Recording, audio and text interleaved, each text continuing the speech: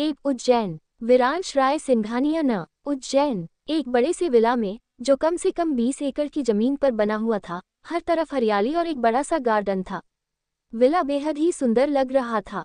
Villa के चारों ओर कई बॉडीगार्ड्स अपने हाथों में गन लिए तैनात थे। विला के अंदर काफी चहल पहल मची हुई थी, जैसे कोई बड़ा फंक्शन होने वाला हो। वहीं हॉल में 5 लोग बैठे थे, 3 महिलाएं और 2 पुरुष। उन पुरुषों में से एक, जिनकी उम्र करीब 60 साल थी, ने कहा, क्या बात है माँ जी, आप इतनी परेशान क्यों लग रही हैं? उनकी बात सुनकर वह बुजुर्ग महिला, जिनका नाम कुसुम राय सिंघानिया था और जिनकी उम्र लगभग 80 से 85 साल होगी, बोली, कुछ नहीं आकाश बेटा, अपने दोनों नालायकों के बारे में सोच रही हूँ। 2 दिन बाद नालायक की सगाई है और ये दोनों अभी तक नहीं आए। वीर का तो पता है कि वह हमेशा अपनी मनमर्जी करता है, लेकिन आव्यांश का तो यहाँ टाइम पर होना जरूरी है। कुसुम जी की बात सुनकर आकाश जी, जिन्होंने सवाल पूछा था, बस मुस्कुरा देते हैं। ये है आकाश कपूर, कपूर इंडस्ट्रीज के सीईओ। वहीं उनके बगल में बैठे व्यक्ति, जो लगभग आकाश जी की ही उम्र के थे, बोले, माँ जी, आप चिंता मत कीजिए, हमारे दोनों बच्चे आते ही होंगे। उनकी बात सुनकर कुसुम जी मुंह बनाकर बोली, हाँ अभिराज, हमें पता है कि दोनों नालायक मेरे इकलौते नालायक पर ही गए हैं।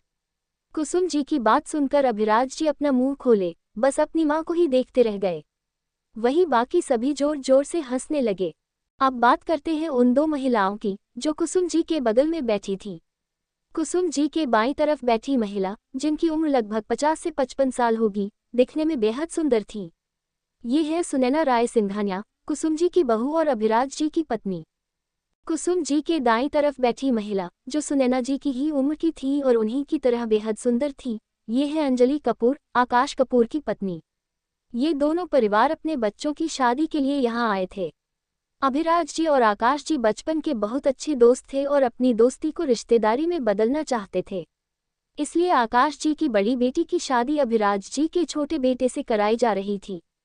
वैसे तो ये शादी लव मैरिज थी, लेकिन घरवालों को लगता था कि उनके बच्चे उनकी पसंद से शादी कर रहे हैं। सभी को खुश देखकर अंजलि जी ने आकाश जी से कहा, आकाश, क्या आपने उन दोनों से बात की? अंजलि जी की बात सुनकर जहां अभी तक खुशी का माहौल था, वहां थोड़ी गंभीरता छा गई। आकाश जी ने गहरी सांस लेते हुए कुछ कहने की कोशिश की, तभी सबके कानों में एक प्यारी और मधुर आवाज गूंजी, वो आ रही है मॉम। इस आवाज को सुनते ही वहां मौजूद सभी के चेहरों पर मुस्कान आ गई, सिवाय आकाश जी और अभिराज जी के। ये थी कविका कपूर, आकाश और अंजलि जी की बड़ी बेटी। उन्होंने क्रॉप टॉप के साथ ब्लैक जीन्स पहनी हुई थी। उनके कानों में छोटे छोटे डायमंड ईयरिंग्स थे। चेहरे पर कोई मेकअप नहीं था, लेकिन उनकी गहरी काली आंखें और होठों पर कातिलाना मुस्कान उन्हें बेहद खूबसूरत बना रही थी। कविका की उम्र 25 साल थी। वह आकाश जी के साथ उनका बिजनेस संभालती थी। आकाश जी और कविका की मेहनत का ही नतीजा था कि उनकी कंपनी आज पूरे एशिया के टॉप 10 में से एक थी। कविका भी आकर अब तक सभी के पास बैठ चुकी थी। कुछ देर तक सबने बातें की, फिर सब लोग अपने अपने कामों में लग गए, क्योंकि 2 दिन बाद सगाई थी। इसी तरह शाम कब हो गई, किसी को पता ही नहीं चला। शाम के समय एक बार फिर सभी लिविंग हॉल में बैठे चाय पी रहे थे कि तभी बाहर कई गाड़ियों के रुकने की आवाज सुनाई दी। इस आवाज ने सबका ध्यान मेन डोर की तरफ खींच लिया। गाड़ियां रुकते ही बीच वाली गाड़ी को छोड़कर बाकी सभी गाड़ियों से ब्लैक कपड़े पहने बॉडीगार्ड्स बाहर निकल आए। उनमें से एक, जो बॉडीगार्ड्स का हेड लग रहा था, ने एक इशारा किया। इशारा समझते ही एक बॉडीगार्ड ने बीच वाली गाड़ी का दरवाजा खोला। गाड़ी से 2 हैंडसम लड़के बाहर निकले। ये दोनों और कोई नहीं, बल्कि अभिराज जी के बेटे और कुसुम जी के नालायक पोते थे। उनमें से एक लड़का, जिसकी उम्र करीब 30 साल थी, सभी को देखकर मुस्कुराया। ये है आव्यांश राय सिंघानिया, अभिराज जी के छोटे बेटे। आव्यांश की हाइट 6.5 फीट थी। गोरा रंग, काली गहरी आंखें, चेहरे पर हल्की दाढ़ी और एक प्यारी सी मुस्कान। काले घने बाल, जो जेल से सेट किए हुए थे। उन्होंने ग्रे कलर का बिजनेस सूट पहना था, हाथों में एक एक्सपेंसिव घड़ी और पैरों में ब्रांडेड शूज थे। इस लुक में वे बिल्कुल किसी हीरो की तरह लग रहे थे।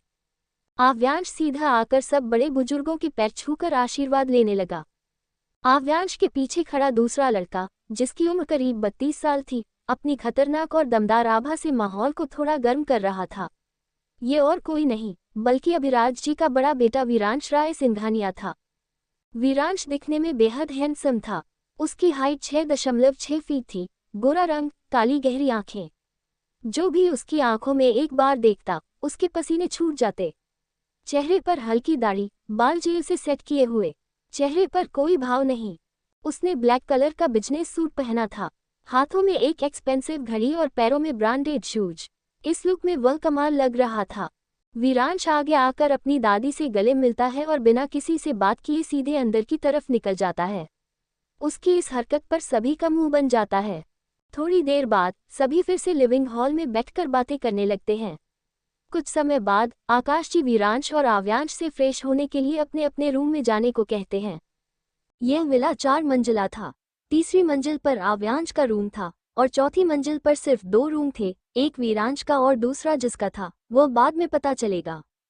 आव्यांश जैसे ही अपने फ्लोर पर पहुंचता है, सर्वेंट को जाने के लिए कहता है। तभी कोई उसे अचानक रूम के अंदर खींचकर दरवाजा अंदर से बंद कर देता है। आव्यांश अपने सामने खड़े इंसान को देखकर एक छू लेने वाली मुस्कान देता है। सामने कोई और नहीं बल्कि कविका खड़ी थी, जो गुस्से से आव्यांश को घूर रही थी। कविका कुछ कहने ही वाली थी कि उससे पहले आव्यांश ने उसका हाथ पकड़कर खींच लिया, जिससे वे दोनों सीधे बेड पर गिर गए। कविका अभी कुछ समझ पाती, उससे पहले ही आव्यांश ने अपने होंठ उसके होंठों पर रख दिए और उसे किस करने लगा।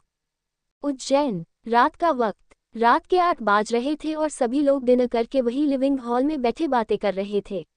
कुछ देर बात करने के बाद सभी लोग अपने अपने रूम सोने के लिए चले गए।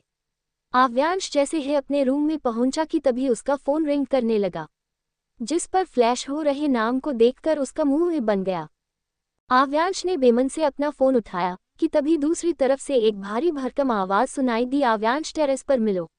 आव्यांश जैसे ही कुछ कहने को हुआ कि तभी दूसरे तरफ के इंसान ने फोन काट दिया। आव्यांश अपना मुंह बनाकर बोला, ये भाई भी ना ही खुद सोते हैं और ना ही किसी को सोने देते हैं। इतना कहकर वो अपने पैर पटकते हुए टेरेस की तरफ चला गया। रात 2 बजे कविका परेशान होकर बाहर गार्डन में चक्कर लगा रही थी और बार बार मेन डोर की तरफ देख रही थी। उसे देखकर ऐसा लग रहा था कि जैसे बेसब्री से वो किसी का इंतजार कर रही हो। वो अपने फ़ोन से किसी को फ़ोन करती है लेकिन उधर से कोई भी उसका फ़ोन पिक नहीं करता। किसी को फ़ोन ना उठता देखकर कविका और भी ज़्यादा परेशान लग रही थी कि तभी आकाश जी उसके पास आकर प्यार से हाथ उसके सिर पर फेर के कहते हैं, बच्चा सो जाओ, बहुत रात हो गई है। फिर एक गहरी सांस लेकर कहते हैं, मुझे नहीं लगता कि वो आएगी। उनकी बात सुनकर कविका एक प्यारी सी मुस्कान के साथ कहती है, डैड वो जरूर आएगी। उसकी बात सुनकर आकाश जी भी एक फीकी सी मुस्कान देकर अंदर चले जाते हैं। वही कविका अपना उदास सा फेस बनाकर वही गार्डन में ही बैठ जाती है। अभी उसे बैठे 10 मिनट ही हुआ होगा कि तभी विला के बाहर एक साथ 7 से 8 कार्स आकर रुकती हैं, जिन्हें देखकर कवि के फेस पर एक बड़ी सी स्माइल आ जाती है, जिनमें से बीच वाली कार को छोड़कर बाकी की कार्स में से ब्लैक कलर के कपड़े पहने बॉडीगार्ड निकल कर आते हैं, जिन्हें देखकर ही लग रहा था कि ये बॉडीगार्ड काफी खतरनाक हैं। और वो भी क्यों ना, क्योंकि ये बॉडीगार्ड एशिया के नंबर 1 एजेंसी के गार्ड हैं, जिसे सभी ब्लैक फोर्स के नाम से जानते हैं, जिन्हें हायर करना सबके बस की बात नहीं है। ये एजेंसी किसकी है आज तक किसी को भी नहीं पता चला, क्योंकि इस एजेंसी का ओनर आज तक कभी भी किसी के सामने नहीं आया है। उन गार्ड में से एक गार्ड जाकर बीच वाली कार का डोर ओपन करता है, जिसमें से 2 लड़कियां निकलकर बाहर आती है। दिखने में दोनों की उम्र लगभग 23 साल लग रही थी। उन दोनों में से एक लड़की जिसने पिंक क्रॉप टॉप के साथ ब्लैक डेनिम जींस पहना हुआ था, उसके बाल हवा में लहरा रहे थे, काली गहरी आंखें, फेस पर एक क्यूट सी स्माइल, दिखने में बिलाखी खूबसूरत, हाथों में एक्सपेंसिव वॉच, कानों में छोटी सी डायमंड इयरिंग, पैर में हाई हील्स। वो दौड़कर तुरंत कवि के पास आकर उसके गले लग जाती है, जिसे देखकर कवि भी प्यार से उसे गले लगाकर कहती है, ऋषि कैसी है मेरी शैतान। ये है ऋषिका कपूर, कविका की छोटी बहन।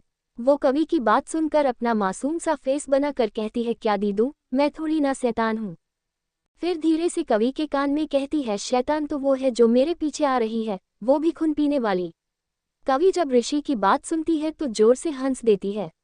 अब तक वो दूसरी लड़की भी उन दोनों के पास आ गई थी। उसने ब्लॉक टॉप के साथ ब्लैक जींस पहना हुआ था और ऊपर से हुडी पहनकर उसमें की कैप से अपने सिर को ढाका हुआ था। साथ में अपने फेस पर एक ब्लैक कलर का मास्क, हाथों में वॉच जिसमें छोटे छोटे डायमंड लगे हुए थे, पैरों में ब्लैक कलर के शूज। उस लड़की को देखकर कवि की आंखें नम हो जाती है। वो प्यार से उसके गालों को छूकर कहती है सुकून। इतना कहकर वो उसे अपने तरफ खींचकर गले लगा लेती है। सुकून भी बड़े ही प्यार से कवि को गले लगाकर अपनी आंखें बंद कर लेती है। कवि रोते हुए कहती है, कैसा है मेरा बच्चा? उसकी बात सुनकर सुकून उससे अलग होकर उसके आंखों के आंसू पोंछकर कहती है, मैं ठीक हूँ दीदू, आप कैसे हो? उसकी बात सुनकर कवि भी उसे गोल गोल घुमाकर कहती है, अब तक ठीक नहीं थी लेकिन जब मेरी दोनों बहनें मेरे साथ है तो मैं आज बहुत खुश हूँ। कविका के ऐसे गोल घूमने के कारण सुकून के सिर पर जो कैप लगी थी वो हट जाती है और उसके कले घने लंबे बाल हवा में लहराने लगते हैं।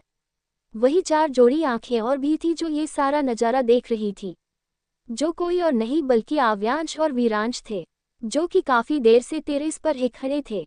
आव्यांश अपने मुंह पर हाथ रखकर ड्रामा करते हुए कहता है, ओ तो ये था ससुर जी का कीमती खजाना, जिसके लिए उन्होंने यहाँ की सिक्योरिटी इतनी बढ़ा दी। वाह कितना सुंदर खजाना है। उसने अभी इतना ही कहा था कि तभी उसे महसूस होता है कि कोई उसे अपने खा जाने वाली नजरों से घूर रहा है। तभी उसका ध्यान अपने पास में ही खड़े वीर पर जाता है, जिसे देखकर वो अपनी बत्तीसी दिखा देता है। वही वीर उसे फुल इग्नोर करते हुए सामने देखने लगता है। तभी उसका ध्यान सुकून के फेस पर जाता है, जो मास्क होने के कारण दिखाई तो नहीं दे रहा था लेकिन उसकी वो खूबसूरत नीली आंखें साफ दिखाई दे रही थी, जिसे देखकर ना जाने क्यों वीर के दिल में एक अजीब सी फीलिंग होने लगी। वो बस अपनी काली गहरी आंखों से एक तक सुकून को और उसकी हर मूवमेंट को देख रहा था। कवि ऋषि और सुकून को लेकर अंदर चली जाती है, क्योंकि वो दोनों काफी थकी हुई थी। क्योंकि आज है सुकून और ऋषि न्यूयॉर्क से आई थी, वो भी 7 सालों बाद। किसी पसंद रीजन के कारण ऋषि और सुकून 7 साल पहले ही इंडिया से दूर न्यूयॉर्क चली गई थी। सुकून सीधा 3rd फ्लोर पर चली जाती है, जहां पर सिर्फ 2 ही रूम बने थे, एक जिसमें वीर रहता था और दूसरा रूम वो सुकून का था। दोनों के रूम पास पास ना होकर एक दूसरे के अपोजिट में थे। सुकून जैसे ही अपने रूम में आती है, उस रूम को देखकर उसकी आंखें बंद हो जाती है, क्योंकि वो रूम बिल्कुल वैसा ही था जैसा वो सालों पहले छोड़कर गई थी। वैसे तो सिंघानिया फैमिली और कापुर फैमिली मुंबई में ही रहते हैं, लेकिन आकाश जी अपनी बेटी की शादी अपनी उज्जैन से ही करना चाहते थे और यहाँ पर उनके काफ़ी सारे रिलेटिव्स भी थे, जिस कारण यहाँ इन सभी का आना जाना होता ही रहता है। सुकून अपनी आंखें खोलकर एक गहरी सांस लेती है और उसके बाद वॉशरूम में फ्रेश होने चली जाती है। सुकून के वॉशरूम के अंदर ही क्लोजेट रूम बनवाया गया था। कवि ने उसके आने के पहले ही उसकी सारी ज़रूरतों का सामान लाकर उसके रूम में रख दिया था। सुकून का रूम बहुत बड़ा था। रूम के बीचों बीच एक किंग साइज बेड, साइड में कॉफी टेबल, पिंक और वाइट कलर का रूम, उसके बेड के पास खूबसूरत सा नाइट लैम्प, रूम से अटैच्ड बालकनी जहां पर खूब सारे फूलों के पौधे लगाए गए थे। बालकनी में एक बड़ा सा झूला था और उसके सामने एक और कॉफी टेबल। सुकून का रूम बिल्कुल प्रिंस टाइप था, जो एक बार देख ले देखता ही रहे। लगभग 20 मिनट बाद सुकून वॉशरूम से बाहर आती है और सीधा अपने बेड पर जाकर लेट जाती है और थके होने के कारण उसे जल्दी ही नींद भी आ जाती है। वही कुछ ही देर बाद वीर भी अपने रूम में आ गया था और बेड पर लेटकर सोने की कोशिश कर रहा था, लेकिन बार बार उसकी आंखों के आगे सुकून की ब्लू रेज ही आ रही थी। वो एक झटके में अपनी आंखें खोलकर कहता है, क्या हो तुम जो आज मेरी नींद उड़ा कर रखी है? कल सुबह तो तुमसे मिलना ही पड़ेगा माय ब्लू आइज। इतना कहकर वो एक मिस्टीरियस स्माइल करने लगाता है।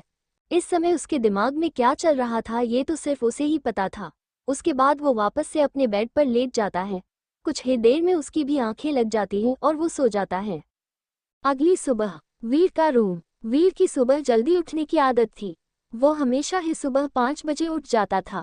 उठने के बाद वो वॉशरूम जाकर फ्रेश होता है और अपना ट्रक सूट पहने नीचे चला जाता है जॉगिंग के लिए, क्योंकि वीर हमेशा जॉगिंग करता था और उसके बाद जिम। सुकून का रूम। सुकून इस वक्त किसी मासूम से बच्चे की तरह कंबल में लिपट कर सो रही थी। सुबह का वक्त। सुकून का रूम। सुकून अपने बिस्तर पर फैलकर किसी छोटे बच्चे की तरह लग रही थी। इस वक्त उसके फेस पर उसके नाम की ही तरह सुकून नजर आ रहा था। सुकून दुनिया से बेखबर अपने सपनों की दुनिया में सो रही थी कि तभी किसी ने उसके रूम का डोर ओपन किया, जो कि खुला हुआ था, क्योंकि सुकून की ये बचपन से ही आदत थी कि वो कभी भी अपना रूम लॉक करके नहीं सोती थी।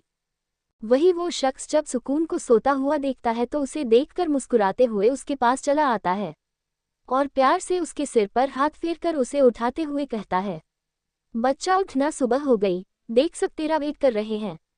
उस इंसान की बात सुनकर सुकून अपनी आंखें मसलते हुए उस इंसान की तरफ देखती है जो कोई और नहीं बल्कि कवि थी। सुकून एक प्यारी सी स्माइल के साथ कवि को हक करके गुड मॉर्निंग विश करती है। फिर कवि भी उसे विश करती है। उसके बाद प्यार से उसके गालों पर हाथ रख के कहती है, बच्चा जाओ फ्रेश हो जाओ और फिर नाश्ते के लिए नीचे आ जाओ। कवि की बात सुनकर सुकून भी हाँ में अपना सिर हिलाकर वॉशरूम में चली जाती है।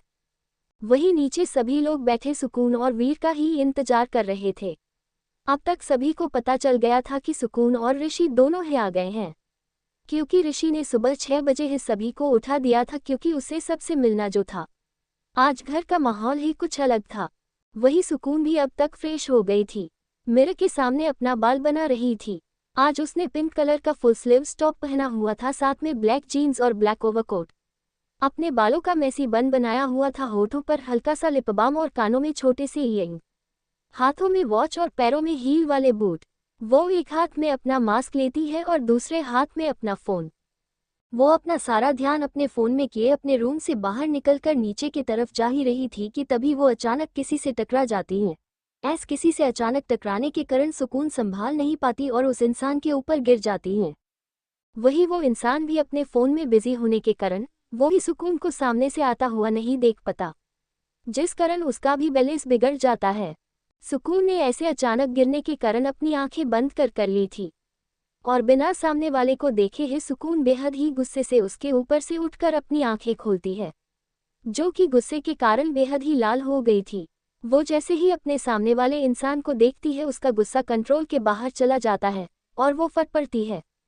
सुकून बेहद ही गुस्से से अपने सामने वाले इंसान को देखती है जो कि अब उठ गया था और कहती है, कौन है आप और आपकी हिम्मत कैसे हुई मेरे फ्लो पर आने की? लगता है आपको अपनी जिंदगी प्यारी नहीं है। वही वो इंसान जो कोई और नहीं बल्कि वीरांश था, वो एक टक बस सुकून को ही देख रहा था। वही उसकी नज़र जैसे ही सुकून की ब्लू आइज पर जाती है तो उसके फेस पर एक डेविल स्माइल आ जाती है और वो अपने कदम सुकून की तरफ बढ़ाते हुए कहता है, ये तो मैं भी तुमसे पूछ सकता हूँ, तुम कौन हो और यहाँ मेरे फ्लो पर क्या कर रही हो? वही सुकून जब उसे खुद से सवाल करता देखती है तो गुस्से में अपनी एक उंगली दिखाते हुए कहती है, हे मिस्टर माइंड योर लैंग्वेज, नहीं तो अपने पैरों से चलकर जाने लायक नहीं रहोगे। सुकून आगे बढ़कर जैसे ही वीर को कुछ और कहने वाली होती है कि तभी उसे कोई आवाज़ देता है, बच्चा आप वहाँ क्या कर रही हो, चलो नीचे। सुकून जब आवाज़ सुनती है तो वो अपने हाथों की मुट्ठी बनाकर अपने आंखें बंद करके एक गहरी सांस लेकर वीर को एक वार्निंग लुक देकर उस तरफ चली जाती है जहाँ कवि खड़ी उसी का इंतजार कर रही थी। वही वीर जिसकी नज़रें सिर्फ सुकून पर थी, वो उसे देखकर एक डेविल स्माइल करके कहता है, आई लाइक योर कॉन्फिडेंस, जहाँ लोगों की मेरे सामने नज़र उठाने की हिम्मत नहीं होती वहाँ तुमने मुझे ही सुना दिया। इंटरेस्टिंग, वेरी इंटरेस्टिंग माई प्रेसियस ब्लू डायमंड। इतना कहकर वो उन दोनों के पीछे नीचे आ जाता है। सुकून जैसे ही नीचे आती है तो वहाँ मौजूद सभी लोगों के फेस पर स्माइल आ जाती है। सुकून भी सबको देखकर एक छोटी सी स्माइल कर देती हैं। अंजलि जी आकर सुकून को अपने गले से लगा देती हैं। उनके गले लगाने से सुकून की आंखें अपने आप बंद हो जाती हैं और वो भी उन्हें अपने गले लगा लेती हैं। कुछ देर बाद अंजलि जी सुकून से अलग होती हैं। उसके बाद बाकी सभी लोग भी सुकून से मिलते हैं।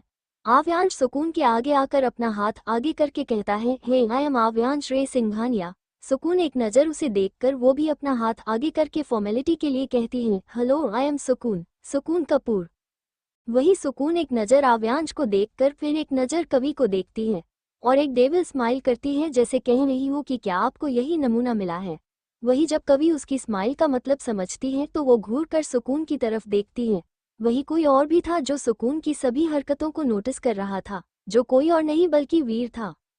तभी आव्यांश की आवाज़ सुनाई देती है जिससे सभी का ध्यान उसकी तरफ चला जाता है, जो वीर को आगे करके उसे सुकून से इंट्रोड्यूस करवाते हुए कहता है, सुकून मीट माई ब्रदर वीरांश रे सिंघानिया।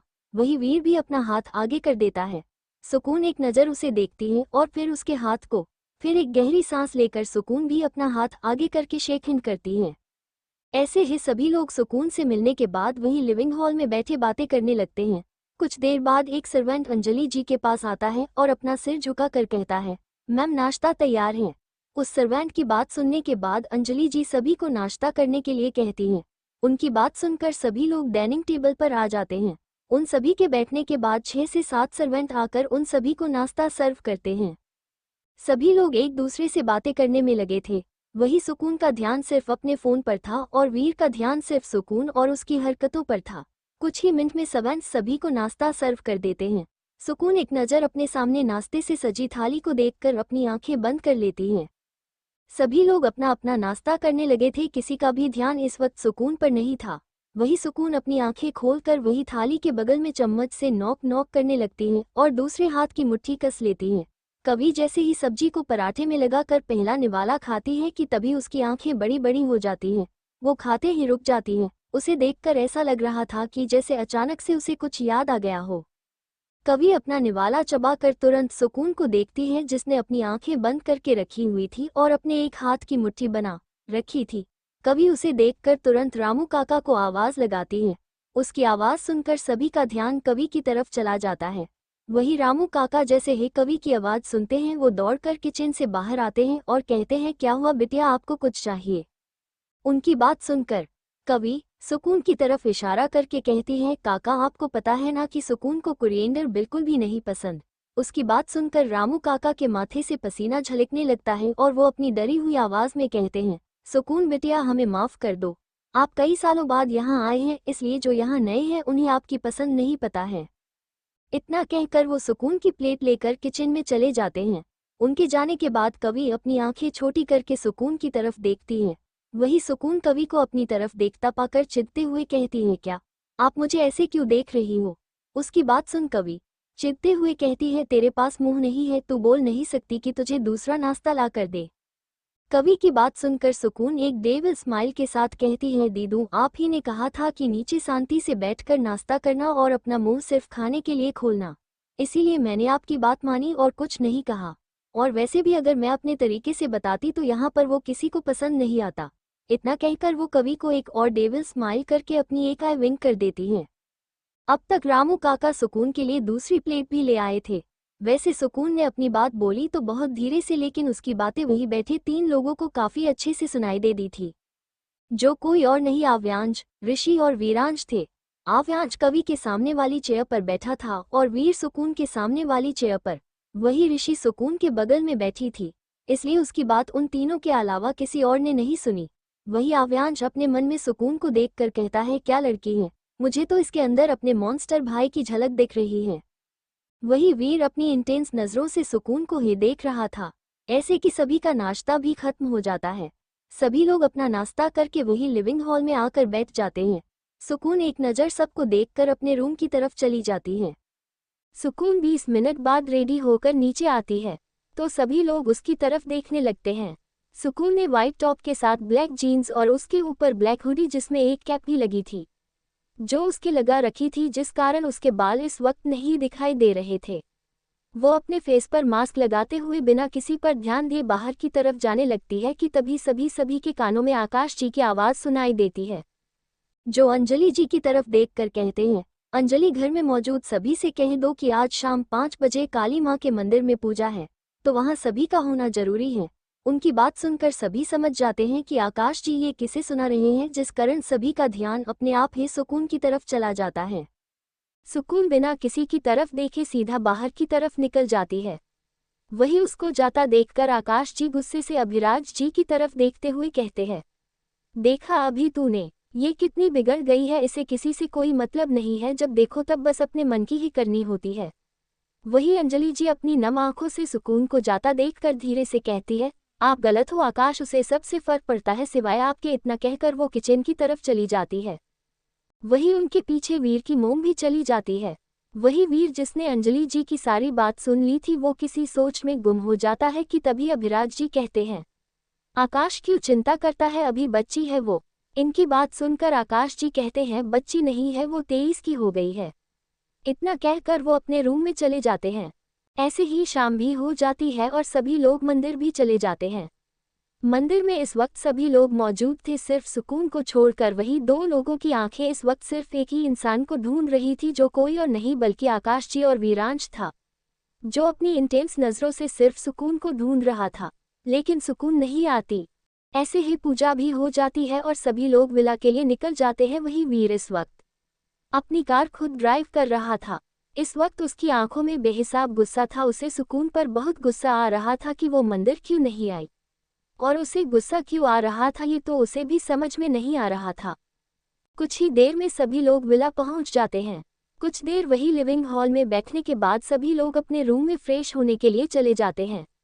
सभी लोग कुछ देर में फ्रेश होकर नीचे डिनर करने के लिए आ जाते हैं। सभी लोग इस वक्त वहां पर मौजूद थे, सिर्फ सुकून को छोड़कर जो अभी तक घर नहीं आई थी।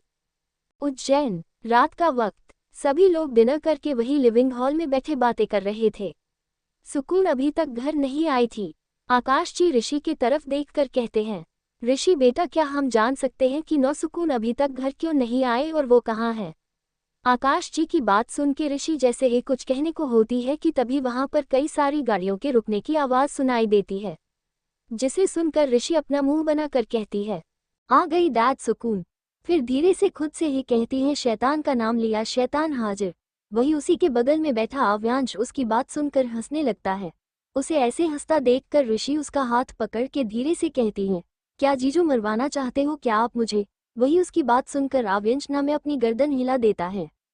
ऋषि और आव्यांश अब तक काफी अच्छे दोस्त बन गए थे, क्योंकि ऋषि सुकून की चुंगली आव्यांश से करती और आव्यांश वीर की चुंगली ऋषि से। एक प्रकार से कहें तो आव्यांश और ऋषि एक दूसरे के चुंगली पार्टनर बन गए थे। वही सुकून अब तक उन सब के पास आ गई थी। वो सीधा जाकर वही लिविंग हॉल के सोफे पर बैठकर अपनी आंखों को बंद करके कहती है, कॉफी। वही सबकी नज़र सिर्फ सुकून पर ही थी। उसकी आवाज़ से ही अंदाजा हो जाता है कि वो काफ़ी थकी हुई है। अंजलि जी सुकून से कहती हैं, बेटा आप कहाँ थी? सुकून, जिसने अपनी आंखें बंद की हुई थी, वो अंजलि जी की आवाज़ सुनकर अपनी आंखें खोलती है। अंजलि जी फिर से कहती है, बेटा आपको आपके डैडा ने बोला था ना कि आज सभी को मंदिर जाना है, लेकिन आप आए ही नहीं। उनकी बात सुनकर सुकून बिना किसी भाव के बोली, मैं बिजी थी मम्मा। अब तक रामू काका भी सुकून के लिए कॉफ़ी लेकर आ गए थे। सुकून जैसे ही कॉफ़ी का एक जिप लेती है, वैसे ही उसके कानों में आकाश जी की तंज भरी आवाज़ सुनाई देती है, जो कहते हैं, यहाँ पर बड़ी बहन की शादी है और यहाँ पर किसी के पास टाइम नहीं है उसकी खुशियों में शामिल होने के लिए। फिर थोड़ा रुक कर कहते हैं, होगा भी कैसे जब दिन भर अय्याशियाँ की जाएगी तो परिवार और बहन के लिए टाइम कहाँ होगा। उनकी बात सुनकर वहां बैठे सभी लोगों को सुकून के लिए बुरा लगता है, लेकिन वहां पर कोई और भी था जिसके फेस पर आकाश जी की बात सुनकर गुस्सा आ गया और उसके हाथों की मुठ्ठियां कस गई थी। ये कोई और नहीं बल्कि वीरांश था। वही आकाश जी की बात सुनकर सभी का ध्यान सुकून की तरफ चला जाता है, जिसके हाथों की पकड़ उसके कॉफी मग पर कस गई थी। वो एक नज़र आकाश जी को देखती है और एक डेविल स्माइल करके अपने हाथों में पकड़ा कॉफी मग जमीन पर छोड़ देती है, जिस कारण एक चटाक की आवाज़ के साथ वो कप टूट जाता है। कप के टूटते ही सुकून एक मासूम सा फेस बनाकर सभी की तरफ देखती है और अपने दोनों कंधों को उचकाकर पपी फेस बनाकर कहती है, ऊप सॉरी। इतना कहकर वो वहां से अपने रूम में चली जाती है। उसके रूम में जाते ही आकाश जी गुस्से से अपनी मुट्ठी कसकर अभिराज जी की तरफ देखकर कहते हैं, देखा अभी तूने, कितनी बदतमीज हो गई है ये लड़की, सॉरी बोलने के बजाय ये कॉफी कप तोड़कर रूम में भाग गई।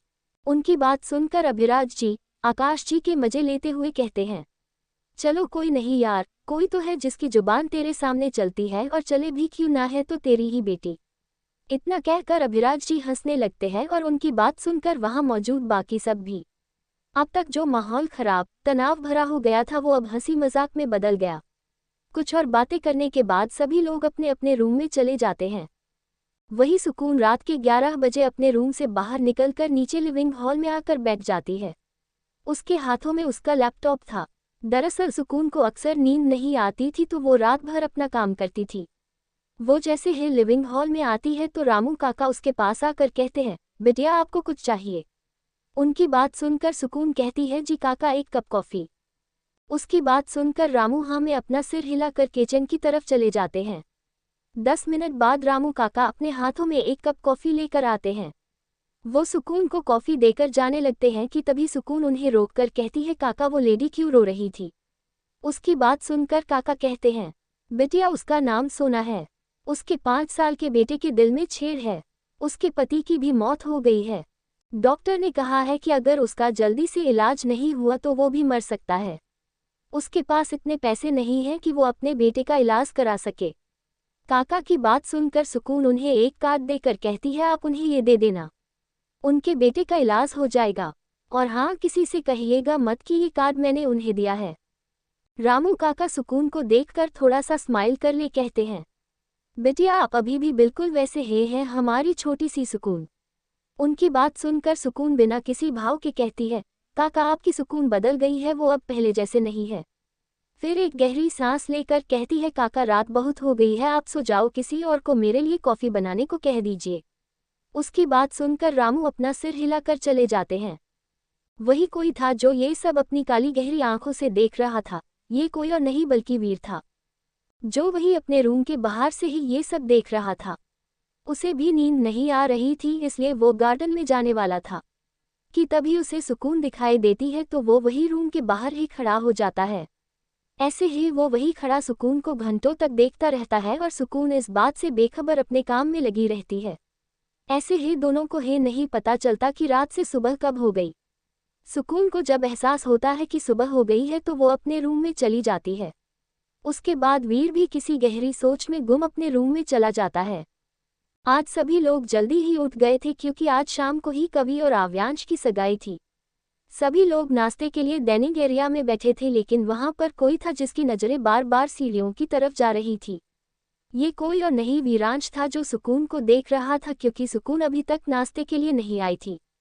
अंजलि जी जैसे ही कवि और ऋषि से सुकून के बारे में पूछने को होती है कि तभी उनकी नज़र सीढ़ियों से नीचे आती सुकून पर जाती है, जिसने हमेशा की तरफ आउटफिट पहने हुए था, जिसमें वो बहुत ही सुंदर लग रही थी। वही वीर भी उसे अपनी इंटेंस नज़रों से सुकून को देख रहा था। वही सुकून जो अपने में ही मस्त फ़ोन चलाते हुए नीचे आ रही थी। सुकून बिना किसी पर ध्यान दिए सीधा बाहर की तरफ जाने लगती है। वही अंजलि जी जब उसे बिना ब्रेकफास्ट के बाहर जाते देखती हैं तो उसे रोकते हुए कहती है, सुकून बेटा कहाँ जा रही हो, पहले ब्रेकफास्ट तो कर लो। उनकी बात सुनकर सुकून के पैर अपनी जगह पर ही रुक जाते हैं। सुकून एक गहरी सांस लेकर बिना पीछे देखे कहती है, सॉरी मम्मा मुझे लेट हो रहा है, मैं बाहर ही कुछ खा लूंगी। इतना कहकर वो दोबारा से अपने कदम बाहर निकाल पाती कि उससे पहले ही उसे अपने हाथों पर किसी की पकड़ महसूस होती है। वो जब उस इंसान की तरफ देखती है तो चिढ़ते हुए कहती है, अब आपको क्या हुआ दीदू। सुकून जब कवि को अपना हाथ पकड़ के उससे रोकते हुए देखती है तो वो चिढ़ते हुए कहती है, अब आपको क्या हुआ दीदू। उसकी बात सुनकर कवि अपने होठों का पाउट बनाकर उसे देखते हुए कहती है, सुकून तूने कहा था ना कि तू मेरे हर फंक्शन में मेरे साथ रहेगी। उसकी बात सुनकर सुकून हाँ में अपनी गर्दन हिला देती है, जिसे देखकर कवि अपनी बात आगे कहते हुए कहती है, तो फिर हम सब अभी शॉपिंग के लिए चल रहे हैं और तुझे भी हमारे साथ चलना होगा। कवि की बात सुनकर सुकून अपनी आंखें बंद करके एक गहरी सांस लेती है। उसके बाद बिना किसी भाव के कहती है और उसकी बात सुनकर कवि और ऋषि दोनों के ही फेस पर स्माइल आ जाती है, क्योंकि ऐसा बहुत ही कम होता है जब सुकून किसी की बात बिना किसी आर्ग्यू के माने। सुकून कवि की बात मानकर शॉपिंग के लिए तैयार हो जाती है। कुछ ही देर में 10 से 12 कारों का काफिला विला से बाहर निकलता है। एक कार में वीरांश बैक सीट पर बैठा था और ड्राइवर कार ड्राइव कर रहा था। उसके पीछे वाली कार में सुकून और ऋषि बैठे थे और उनके पीछे वाली में कवि और आव्यांश। इन तीनों कारों को छोड़कर बाकी की सभी कारों में बॉडीगार्ड थे। लगभग 1 घंटे बाद उन सभी की कार एक लग्जूरियस मॉल के बाहर आकर रुकती है। कार्स के रुकते ही सभी बॉडीगार्ड अपनी अपनी पोजीशन में आ जाते हैं और उसके बाद सभी लोग अपनी कार से निकलकर सीधा मॉल के अंदर की तरफ बढ़ जाते हैं। वहां पर जितने भी लोग मौजूद थे वो सभी एक तक बस उन सभी को देख रहे थे। लड़कियां तो वीरांश और आव्यांश को देखकर आहें भर रही थी और लड़के तो बस एक तक सुकून, कवि और ऋषि को ही देखे जा रहे थे। अब भाई देखे भी क्यों ना, वो सभी लग ही इतनी सुंदर रही थी। वीरांश ने ब्लैक कलर का बसनेस सूट पहना था, बाल सलीके से बने हुए, काली गहरी आंखें, हल्की सी बियर्ड, फेस पर कोई भी एक्सप्रेशन नहीं, हाथ में ब्रांडेड वॉच, पैरों में ब्रांडेड शूज जिनमें वो कमाल लग रहा था। वही आव्यांश ने नेवी ब्लू कलर का बसनेस सूट पहना हुआ था, बाल सलीके से बने हुए, फेस पर एक क्यूट सी स्माइल, हल्की सी बियर्ड, हाथ में एक्सपेंसिव वॉच, पैरों में ब्रांडेड शूज जिनमें वो भी बहुत हैंडसम लग रहा था। वही कृषि और कवि ने क्रॉप टॉप के साथ जीन्स पहना हुआ था, बालों को खुला छोड़ रखा था, आंखों में गहरा काजल, फेस पर एक प्यारी सी स्माइल, होठों पर हल्की सी लिपस्टिक, हाथ में एक एक्सपेंसिव वॉच, पैरों में हाई हील्स जिनमें वो बेहद ही खूबसूरत लग रही थी। वही इन सबसे अलग सुकून ने हमेशा की तरफ ब्लैक टॉप के साथ जीन्स और उस पर हुडी डाल रखी थी। चेहरे पर हमेशा की तरह चेहरे पर मास्क जिसमें सिर्फ उसकी आंखें ही दिखाई दे रही थी। हाथ में एक्सपेंसिव वॉच। उसका चेहरा न दिखने के बाद भी वो सिर्फ अपनी आंखों से अपनी तरफ खींच रही थी। सभी लोग बिना किसी पर ध्यान दिए सीधा मॉल के टॉप फ्लोर पर चले जाते हैं जहां पर सिर्फ हाई क्लास लोग ही जा सकते थे। सुकून वहां जाकर वही साइड में रखे सोफे पर बैठ जाती है और अपना फ़ोन चलाने लगती है। वही वीर जो यहाँ पर सिर्फ सुकून के लिए आया था, वो जब सुकून को बैठा हुआ देखता है तो वो भी उसी के सामने वाले सोफे पर बैठ जाता है और बिना किसी की नज़र में आए बस सुकून को ही देख रहा था। वीर सुकून को देखकर अपने मन में कहता है, सुकून सुकून सुकून, क्या हो तुम जो तुमने मुझे अपना दीवाना बना दिया है। तुम्हें जानने की, तुम्हें समझने की तलब और बढ़ रही है मेरी। कहीं मेरी यही तलब तुम्हें मेरा होने के लिए मजबूर ना कर दे। बिकॉज यू आर मैं, ओनली मैं, माई ब्लू आइज। इतना कहकर वो एक डेविल स्माइल करता है जिसे वो तुरंत ही छिपा लेता है। वही बाकी तीनों अपनी अपनी शॉपिंग में लग गए थे। लगभग 1 घंटे बाद ऋषि अपनी शॉपिंग करके सुकून की तरफ आ ही रही थी कि तभी वो एक इंसान से टकरा जाती है, लेकिन वो खुद को गिरने से संभाल लेती है। ऋषि जैसे ही सॉरी बोलने के लिए उस इंसान की तरफ देखती है तो वो अपनी जगह पर ही जम सी जाती है। उसके हाथ और पैर दोनों ही ठंडे हो गए थे। वही वो इंसान जैसे ही ऋषि को देखता है तो उसके फेस पर एक मक्कारी भरी मुस्कान आ जाती है।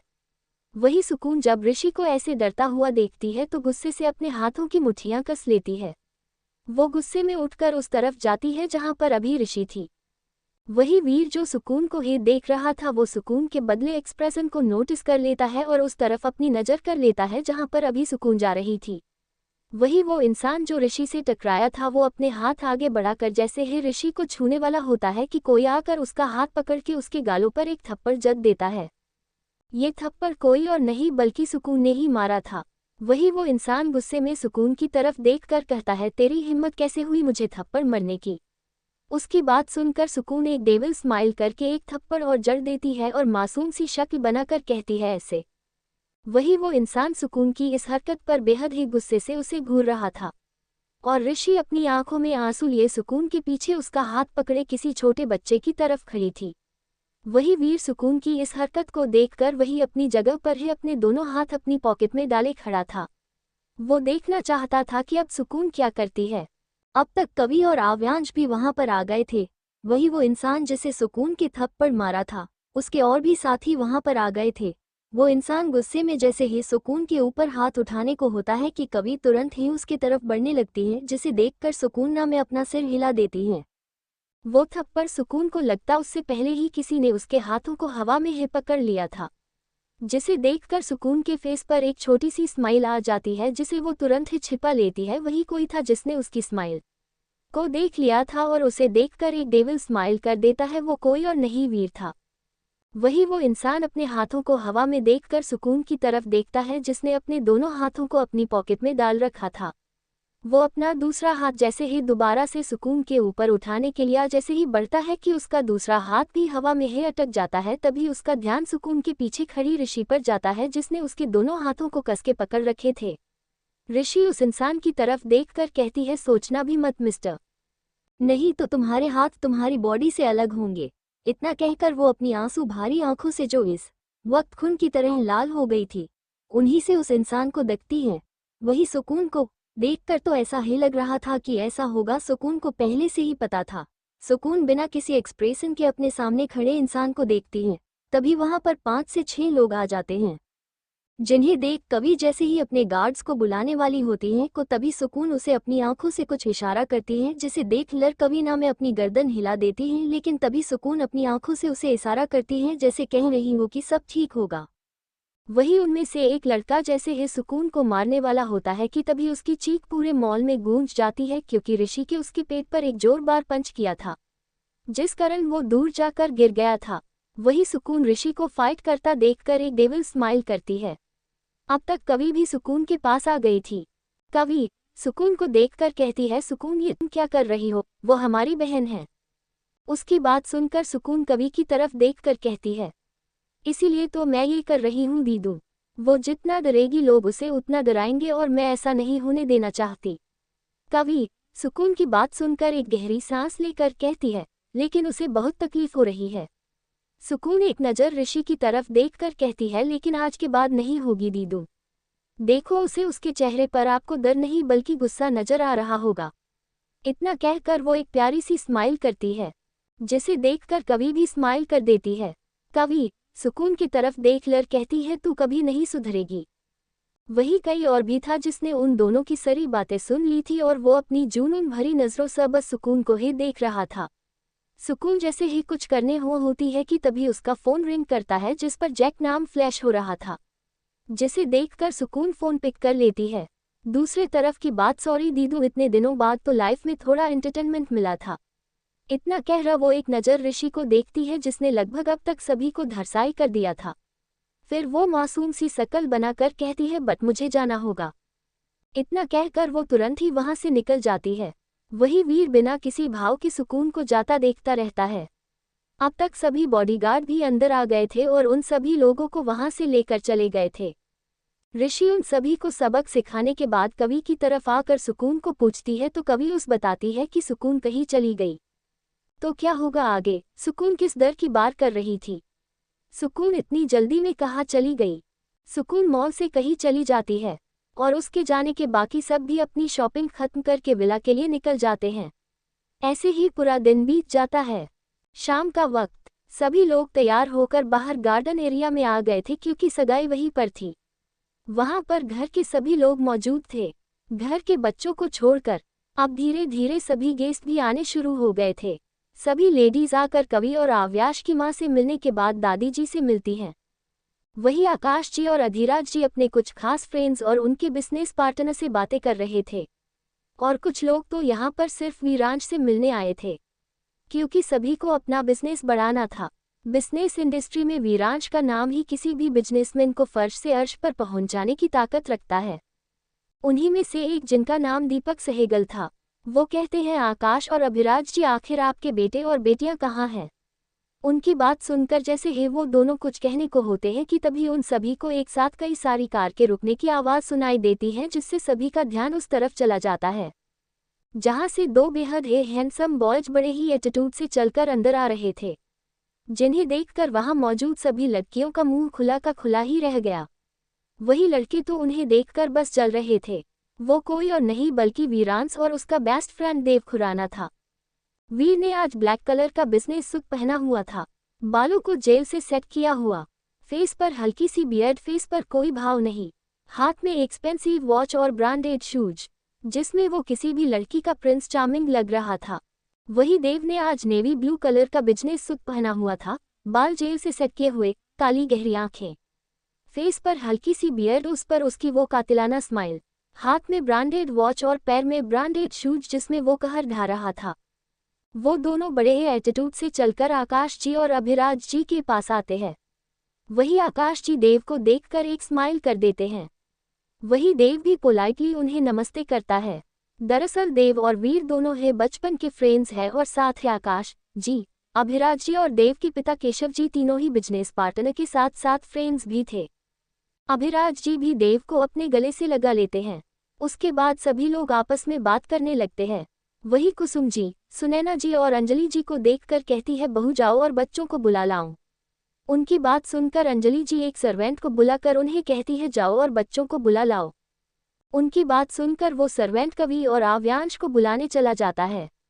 कुछ ही देर में वहां मौजूद सभी लोगों की नजरें गार्डन में आते हुए कवि और आव्यांश पर जाती है। उन्हें देखकर वहां मौजूद सभी लोगों की नजरें उन्हीं पर ठहर जाती है। कवि ने नेवी ब्लू कलर का गाउन पहना हुआ था, बालों को कली किया हुआ था, कानों में बड़े से डायमंड इयरिंग, काजल से सनी हुई काली गहरी आंखें, हल्का सा मेकअप, उसकी प्यारी सी स्माइल, हाथ में डायमंड का ब्रेसलेट और पैर में हाई हील्स, जिसमें वो बेहद ही खूबसूरत लग रही थी। वही आव्यांश ने भी कवि के कपड़ों से मैच नेवी ब्लू कलर का बिजनेस सूट पहना हुआ था, बाल जेल से सेट किए हुए, चेहरे पर हल्की सी दाढ़ी और होठों पर एक प्यारी सी स्माइल, हाथों में ब्रांडेड वॉच, पैरों में चमचमाते सूट, जिसमें वो बेहद हैंडसम लग रहा था। वो दोनों चलकर पूरी फैमिली के पास आते हैं। वही जब आव्यांश की नज़र देव पर पड़ती है तो वो खुश होकर देव को हक कर लेता है। इसे देखकर सभी के फेस पर स्माइल आ जाती है। कवि भी देव से मिलती है, लेकिन उसकी नज़रें मानो किसी को ढूंढ रही हों। जब उससे रहा नहीं जाता है तो वो आकाश जी की तरफ देखकर कहती है, डैड वो दोनों कहाँ हैं। उसकी बात सुनकर बाकी सबका भी ध्यान उनकी तरफ जाता है। वो एक सर्वेंट को उन्हें बुलाने के लिए भेजती है। वही देव भी सबको एक्सक्यूज बोलकर अंदर विला की तरफ चला जाता है। उसे वॉशरूम जाना था, क्योंकि वीर उसे सीधा एयरपोर्ट से यहाँ ले आया था और उसे फ्रेश होने का भी मौका नहीं मिला था। वो बिना किसी पर ध्यान दिए सीधा एक रूम में घुस जाता है। वही ऋषि जो थोड़ी टेंसर लग रही थी, वो अपना फ़ोन लेकर सीधा उसी रूम में घुस जाती है जिसमें देव गया था, क्योंकि ये रूम ऋषि का ही था। इस बात से अनजान कि उसके रूम में कोई है, वो अपना फ़ोन लेकर उसे घूरते हुए कहती है, चुड़ैल, डायन, भूतनी, खून पीने वाली आत्मा, ये अभी तक आई नहीं। इतना कहकर वो अपने बेड पर बैठ जाती है। फिर एक गहरी सांस लेकर कहती है, हाँ एक काम करती हूँ, मैं ना दीदू के सामने जाऊंगी ही नहीं। इतना बोलकर वो अपनी उंगली अपने होठों से दबाने लगती है। वो अपने में हेक हुई थी कि तभी उसका फ़ोन बजता है, जिससे उसका फ़ोन उसके हाथों से गिरते गिरते बचता है। वही जब वो फ़ोन संभाल के उस पर फ्लाश हो रहे नाम को देखती है तो उसका मुंह बन जाता है, क्योंकि वो फ़ोन किसी और का नहीं, कवि का था, जो उसे और सुकून को अपने पास बुलाने के लिए कॉल कर रही थी। वो बेचारों वाला मुंह बनाकर कहती है, सुकून की बच्ची, आज तेरी वजह से मुझे जितनी डांट और मार पड़ेगी ना दीदू से, उसका डबल मैं तुझे दूंगी। इतना कहकर वो एक गहरी सांस लेती है और खड़ी होकर वॉशरूम की तरफ जाने को होती है कि तभी उसकी एक जोरदार सीख निकल जाती है, जो उसे और सुकून को अपने पास बुलाने के लिए कॉल कर रही थी। वो बेचारों वाला मुंह बनाकर कहती है, सुकून की बच्ची, आज तेरी वजह से मुझे जितनी डांट और मार पड़ेगी ना दीदू से, उसका डबल मैं तुझे दूंगी। इतना कहकर वो एक गहरी सांस लेती है और खड़ी होकर वॉशरूम की तरफ जाने को होती है कि तभी उसकी एक जोरदार सीख निकल जाती है। अब आगे ऋषि, जो सुकून को जी भर कोसने के बाद वॉशरूम की तरफ जाने लगती है, तो वहां खड़े इंसान को देखकर जोर से चीख पड़ती है, क्योंकि देव जो कि वॉशरूम में फ्रेश होने गया था, जब वो फ्रेश होकर बाहर आया तो उसकी नज़र जैसे ही ऋषि पर पड़ती है तो देखता ही रहता है। ऋषि ने आज पिंक कलर का गाउन पहना हुआ था, बालों को कली करके रखा था, आंखों में काला गहरा काजल, होठों पर पिंक लिपस्टिक, हाथों में डायमंड का ब्रेसलेट और दूसरे हाथ में वॉच, पैरों में हाई हील्स, जिसमें वो कयामत ढा रही थी। देव अपनी इंटेंस नज़रों से बस ऋषि को ही देख रहा था। उसका ध्यान ऋषि के चिल्लाने से हटता है। वही ऋषि ऐसे अचानक देव को अपने सामने देखकर डर जाती है और वो हकलाते हुए कहती है, आप ककक कौन हैं और यहाँ मेरे रूम में क्या कर रहे हैं? वही ऋषि उसको ऐसे हकलाता देखकर देव एक डेविल स्माइल करके ऋषि की तरफ अपने कदम बढ़ाने लगता है। वही ऋषि जब देव को अपनी तरफ आता देखती है तो वो एयर डर जाती है। वैसे देव सिर्फ नाम का ही वीरांश का बेस्ट फ्रेंड नहीं था, वो उसी की तरह बेरहम और एरोगेंट भी था। उसका और ऐसा कि अपने सामने अच्छे अच्छों को झुकाने की ताकत रखता है, लेकिन बेचारा क्या करे, उसके सारे इमेज की वीर बैंड बजा देता है, क्योंकि देव खुद वीर से डरता है। देव अब तक धीरे धीरे करके ऋषि के बिल्कुल पास आ गया था। वही ऋषि के पास अब और पीछे जाने का कोई रास्ता ही नहीं था, क्योंकि वो एकदम दीवार से चिपक गई थी। ऋषि जैसे ये बाहर जाने को हुई कि तभी देव ने अपने दोनों हाथ उसके अगल बगल रख लिए। ऋषि उसके इस एक्शन से इतना डर गई थी कि वो अपनी लड़खड़ाती हुई आवाज में देव से कहती है, देखो मिस्टर, आप जो भी हो, मुझे जाने दो, नहीं तो डैड आपको छोड़ेंगे नहीं, और मेरी जो हिटलर है ना, वो आपका सिर फोड़ देगी। इसलिए मैं आपकी भलाई के लिए बोल रही हूँ, मुझे जाने दे। वही देव उसकी बात सुनकर एक डेविल स्माइल करके ऋषि के कान के एकदम पास जाकर कहता है, और मैं अगर ना छोड़ूं तो। उसकी बात सुनकर ऋषि एकदम से कांप गई और उसके हाथ पैर भी ठंडे पड़ गए। वो जैसे ही कुछ कहने को हुई कि तभी उसके रूम का डोर नॉक होता है और रामू काका बाहर से आवाज देते हुए कहते हैं, ऋषि बिटिया, बड़ी मैडम आपको बुला रही हैं। वही ऋषि जब रामू की आवाज सुनती है तो एक नज़र देव की तरफ देखती है, जिसका ध्यान इस वक्त डोर की तरफ था। फिर वो अपनी पूरी ताकत लगाकर देव को धक्का देकर जल्दी से रूम से बाहर भाग जाती है। वही देव ऐसे ऋषि के धक्का देने से ज्यादा तो नहीं, लेकिन थोड़ी दूर तो हो ही जाता है। वही जब वो ऐसे ऋषि को भागता देखता है तो अपने फेस पर एक डेविल स्माइल लाकर अपने बालों पर हाथ फेर कर कहता है, ऋषि नाइस नेम। इतना कहकर वो अपने कोट को ठीक करता हुआ बाहर चला जाता है। वही ऋषि अपनी फुल स्पीड में वहां से भागते हुए नीचे गार्डन में पहुंचती है। ऋषि इस वक्त हाफ रही थी। वही आव्यांश जैसे ही ऋषि को इस हालत में देखता है तो उसके पास आकर कहता है, क्या हुआ पार्टनर, कोई भूत देख लिया क्या? वही ऋषि आव्यांश की बात सुनकर ना में अपनी गर्दन हिलाकर कहती है, नहीं जीजू, ड्रैकुला देख लिया। वही जब आव्यांश उसकी बात सुनता है तो जोर जोर दे हंसने लगता है। उसको हंसता देखकर ऋषि भी हंसने लगती है। वही कोई था जो ऋषि की बात सुनकर अपनी आंखें छोटी करके उसे ही घूर रहा था। वो कोई और नहीं देव था। वही जब आव्यांश की नज़र देव पर जाती है तो वो ऋषि का हाथ पकड़कर देव की तरफ ले जाते हुए कहता है, पार्टनर इनसे मिलो, ये है मेरे भाई देव खुराना और भाई ये है मेरी साली ऋषि कपूर। वही देव जब ऋषि को अपने सामने देखता है तो उसके फेस पर एक बार फिर से डेविल स्माइल आ जाती है और वो अपने हाथ आगे करके ऋषि से हैंडशेक करता है। वही ऋषि जैसे ही एक बार फिर देव को अपने सामने देखती है तो उसकी तो हवाइयाँ ही उड़ जाती है। वो डरते हुए जैसे ही अपना हाथ आगे करती है कि तभी उसे कवि की आवाज़ सुनाई देती है जो उसी की तरफ आ रही थी। ऋषि जैसे ही कवि की आवाज़ सुनती है तो वो अपनी दोनों आंखें बंद करके कहती है, बस अब इन्हीं की कमी थी। इतना कहकर वो कवि की तरफ मुड़ती है और एक फेक स्माइल करके कहती है, क्या दीदू कोई काम था आपको? उसकी बात सुनकर कवि अपनी एक आंख ऊपर करके उसे देखती है, जिसे देखकर ऋषि अपनी नज़रें इधर उधर करने लगती है। कवि फिर थोड़ा गुस्से में कहती है, इतनी देर कैसे हुई तुम्हें और वो तुम्हारी हिटलर कहाँ है? उसकी बात सुनकर ऋषि तुरंत जवाब देते हुए कहती है, दीदू मैं तो आपको ढूंढ रही थी। इतना कहकर वो अपनी बत्तीसी दिखा देती है और फिर कवि कहती है, और सुकून। उसकी बात सुनकर ऋषि इधर उधर देखने लगती है। जब कवि देखती है कि ऋषि उसकी बात का कोई जवाब नहीं दे रही है तो कवि उसके कान पकड़ते हुए कहती है, ऋषि बता रही हो या नहीं? वही ऋषि अपने कान छुड़ाते हुए कहती है, दीदू मुझे नहीं पता वो कहाँ है। वो जब से मॉल से गई है तब से उसका फ़ोन भी बंद है। मैंने कई बार ट्राई किया पर लगा नहीं। उसकी बात सुनकर कवि अपनी पकड़ उसकी कानों पर कस देती है। वही ऋषि अपनी मासूम सी आवाज़ में कहती है, दीदू अब तो मेरा कान छोड़ो, इट्स स्पिनिंग। कवि उसकी बात सुनकर उसके कानों को छोड़ देती है। वही ऋषि उसे थोड़ा मजाकिया अंदाज में उसके कंधे पर हाथ रख कर कहती है, दीदू जस्ट चिल, वो आ जाएगी और क्या हुआ, वो नहीं है तो मैं तो हूँ। इतना कहकर वो उसकी आंखों के आंसू पोंछकर उसके गले लग जाती है। उसकी इस हरकत पर वहां खड़े सभी के फेस पर स्माइल आ जाती है, सिर्फ वीरांश और देव को छोड़कर। ऋषि एक नज़र कवि को देखकर आव्यांश से कहती है, एक बार सोच लो जीजू, क्योंकि आज तो मेरे कानों की खिंचाई हुई कल से आपकी होगी। इतना कहकर वो आव्यांश को एक आई विंक करके अंजलि जी की तरफ भाग जाती है। वही देव तो बस अपनी इंटेंस नज़रों से बस ऋषि को ही देख रहा था, लेकिन जब वो ऐसे ऋषि को आव्यांश को आंख मरता देखता है तो उसके हाथों की मुट्ठियां भींच जाती है। वही वीरांश उसकी हर हरकत को नोटिस कर रहा था। ऐसे ही कुछ देर में सगाई का मुहूर्त भी हो जाता है। वही गार्डन के बीचों बीच बने स्टेज पर आव्यांश और कवि दोनों ही खड़े थे। सभी की नज़रें बस उनके ऊपर ही थी।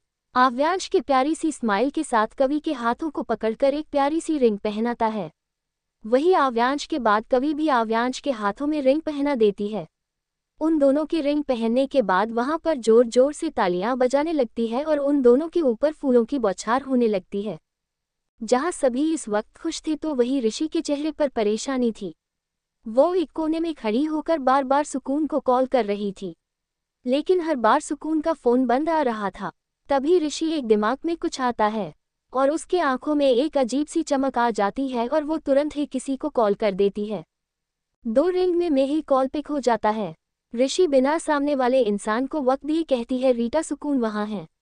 उसकी बात सुनकर रीटा जो कि ऋषि की जूनियर है वो कहती है, यस मैम वो यही है। उसकी बात सुनकर ऋषि एक राहत की सांस लेती है कि तभी उसे किसी के बुलाने की आवाज़ आती है।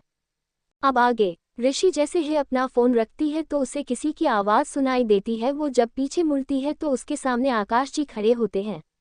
उन्हें ऐसे अचानक देखकर पहले तो वो घबरा जाती है, लेकिन वो खुद को नॉर्मल करके एक गहरी सांस लेकर कहती है, जी डैड आप यहाँ। उसकी बात सुनकर आकाश जी थोड़ा परेशान होकर कहते हैं, बेटा क्या हुआ, सुकून ठीक तो है?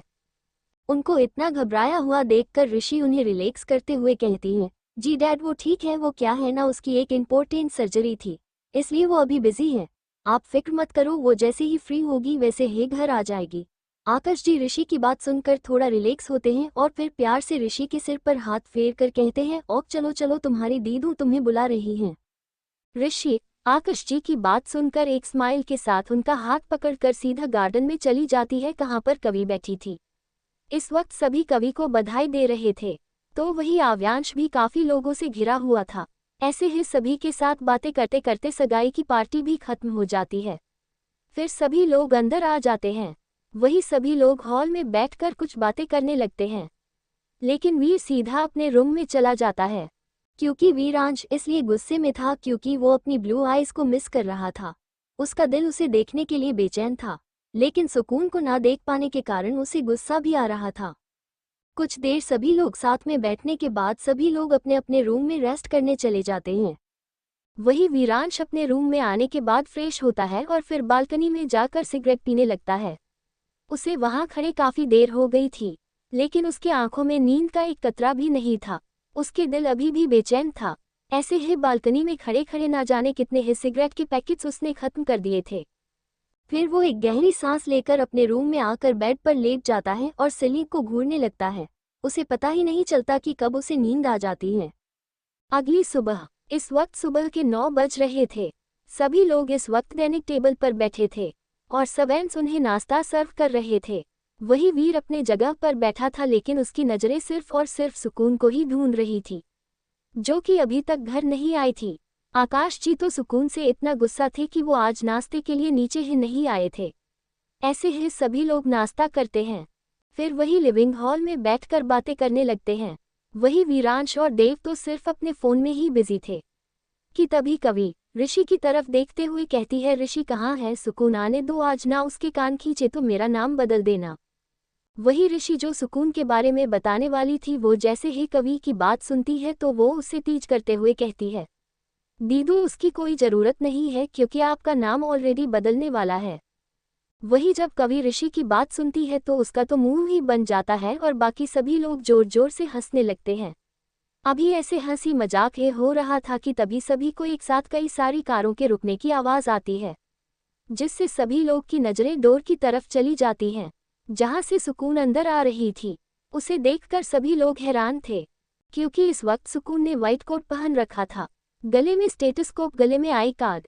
वो अंदर आते हुए अपने कपड़ों को ढीला करने की कोशिश कर रही थी, या फिर हम ये भी कह सकते हैं कि वो अपने कोट को निकाल रही थी। उसकी आंखें इस वक्त एकदम लाल थी, बाल भी कदम अस्त व्यस्त थे, चेहरा एकदम पसीने से भीगा हुआ था। उसे देखकर ऐसा लग रहा था कि उसे किसी बात का होश ही नहीं है। वही जब आकाश जी सुकून को इस हालत में देखते हैं तो वो पहले तो हैरान हो जाते हैं, लेकिन वो खुद को संभाल कर सुकून की तरफ बढ़ जाते हैं।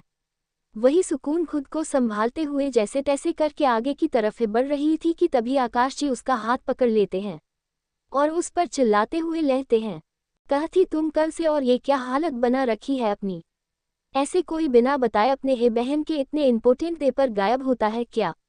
आकाश जी अभी सुकून को डांटे रहे थे कि तभी उन्हें एहसास होता है कि सुकून बेहोश होकर नीचे गिरने वाली है।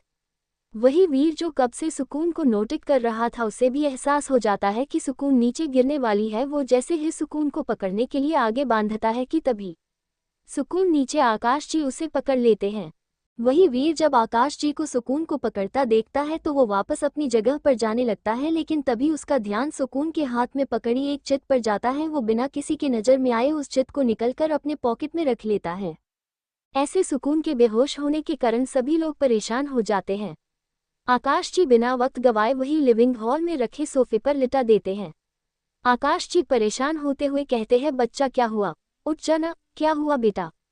उठ जा। वही उन्हें इतना परेशान होते हुए देखकर अंजलि जी उन्हें संभालते हुए कहती है, आकाश आप खुद को संभालो और देखो उसकी हालत, पहले उसे चेक तो करने दो। वही आकाश जी अंजलि जी की बात सुनकर सुकून के पास से हटकर ऋषि को कहते हैं, देखो बेटा क्या हुआ है इसे। उनकी बात सुनकर ऋषि आकाश जी को शांत करते हुए कहती है, डैड पहले आप शांत हो जाओ, मैं देखती हूँ। इतना कहकर वो तुरंत ही सुकून के पास जाती है और उसके हाथों की नब्ज चेक करने लगती है। उसे ऐसा करते देखकर वहां मौजूद वीरांश, आव्यांश और देव तीनों हैरान थे, क्योंकि उन तीनों को नहीं पता था कि ऋषि एक डॉक्टर है और वो सुकून की असिस्टेंट भी है। ऋषि उसे चेक करने के बाद रामू काका को कहती है, काका मेरे रूम में मेरी किट है, आप ले आइए। उसकी बात सुनकर रामू काका तुरंत ही ऋषि के रूम में चले जाते हैं। कुछ ही देर में रामू काका ऋषि की मेडिकल किट भी लेकर आ जाते हैं। ऋषि उसमें से एक इंजेक्शन निकालकर सुकून को लगा देती है और फिर कहती है, डैड सुकून को उसके रूम में ले चलिए। उसकी बात सुनकर आकाश जी जैसे ही कुछ कहने को होते हैं कि उससे पहले ही ऋषि अपना फ़ोन लेकर किसी के पास कॉल करती है और फिर वापस सुकून के पास जाने लगती है। आकाश जी सुकून को उसके रूम में लेकर चले गए थे, तभी वहां पर ऋषि भी आ जाती है।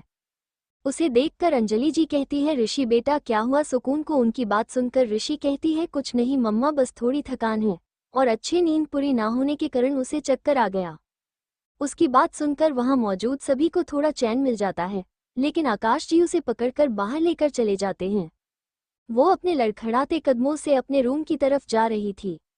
ऋषि बेटा क्या हुआ? सुकून को उनकी बात सुनकर ऋषि कहती है, कुछ नहीं मम्मा, बस थोड़ी थकान है और अच्छी नींद पूरी ना होने के कारण उसे चक्कर आ गया।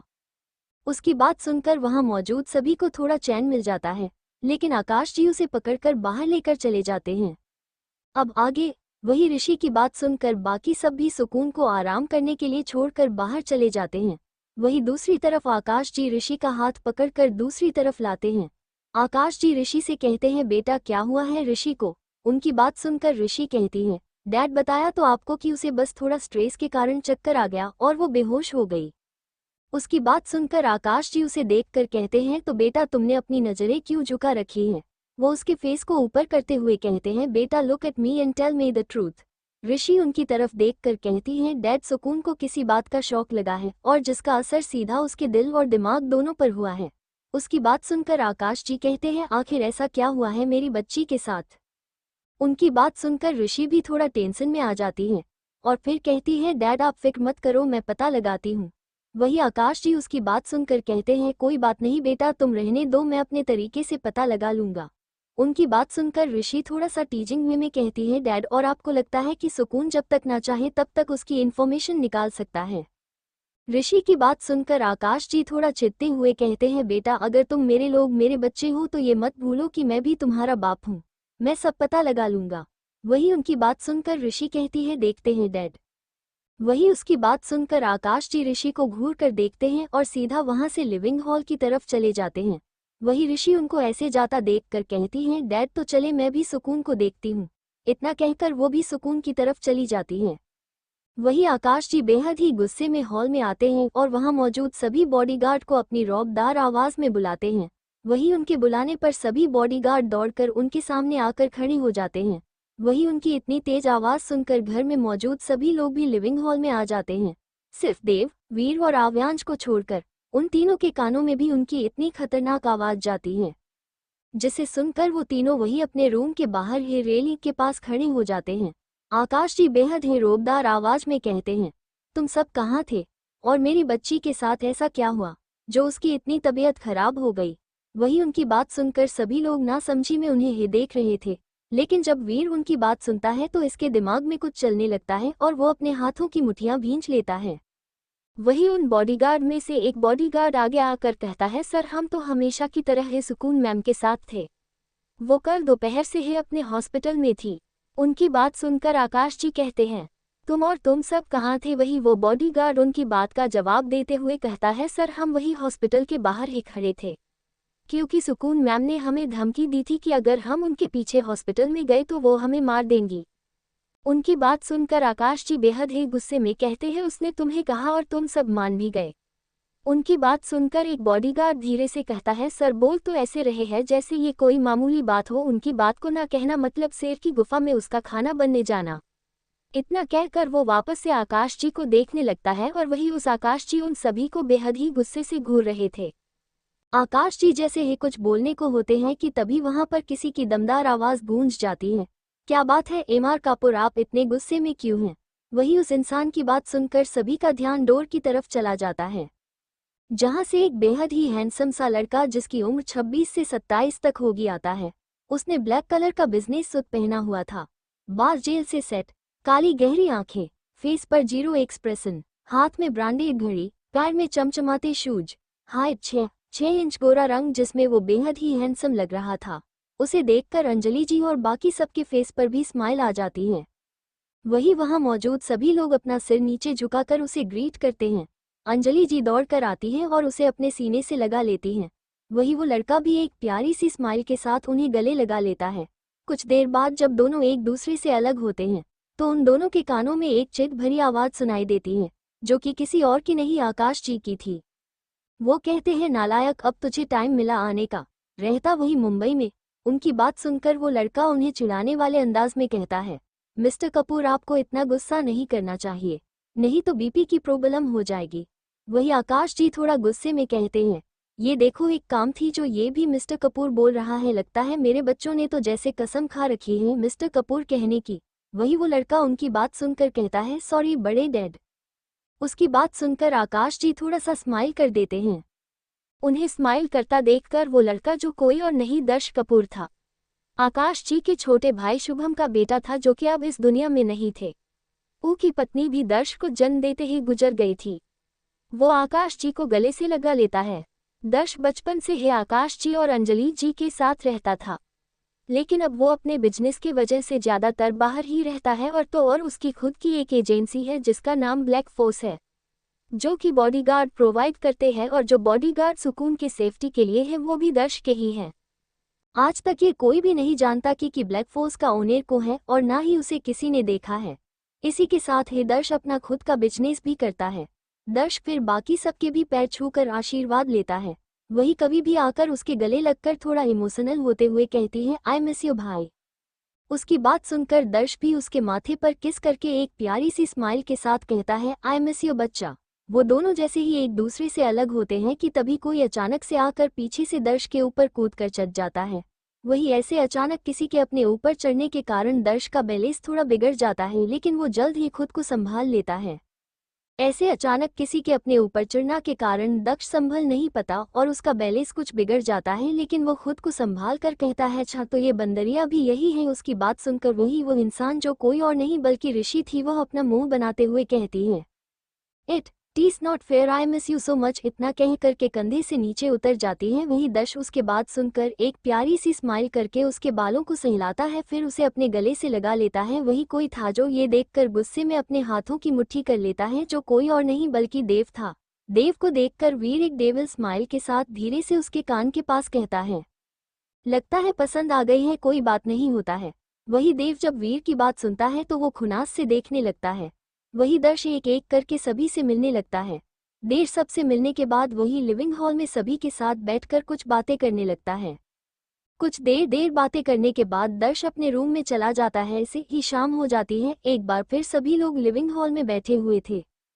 सभी लोग आपस में ही बातें कर रहे थे कि तभी सुकून सीढ़ियों से चलकर नीचे आती है और सीधा बाहर की तरफ जाने लगती है। वही वीर जिसकी नजरें कब से सुकून के ऊपर ही थी, उसकी आंखें सख्त हो जाती हैं। सुकून वहां से बाहर जाने लगती है कि तभी उसके सामने दर्श आ जाता है।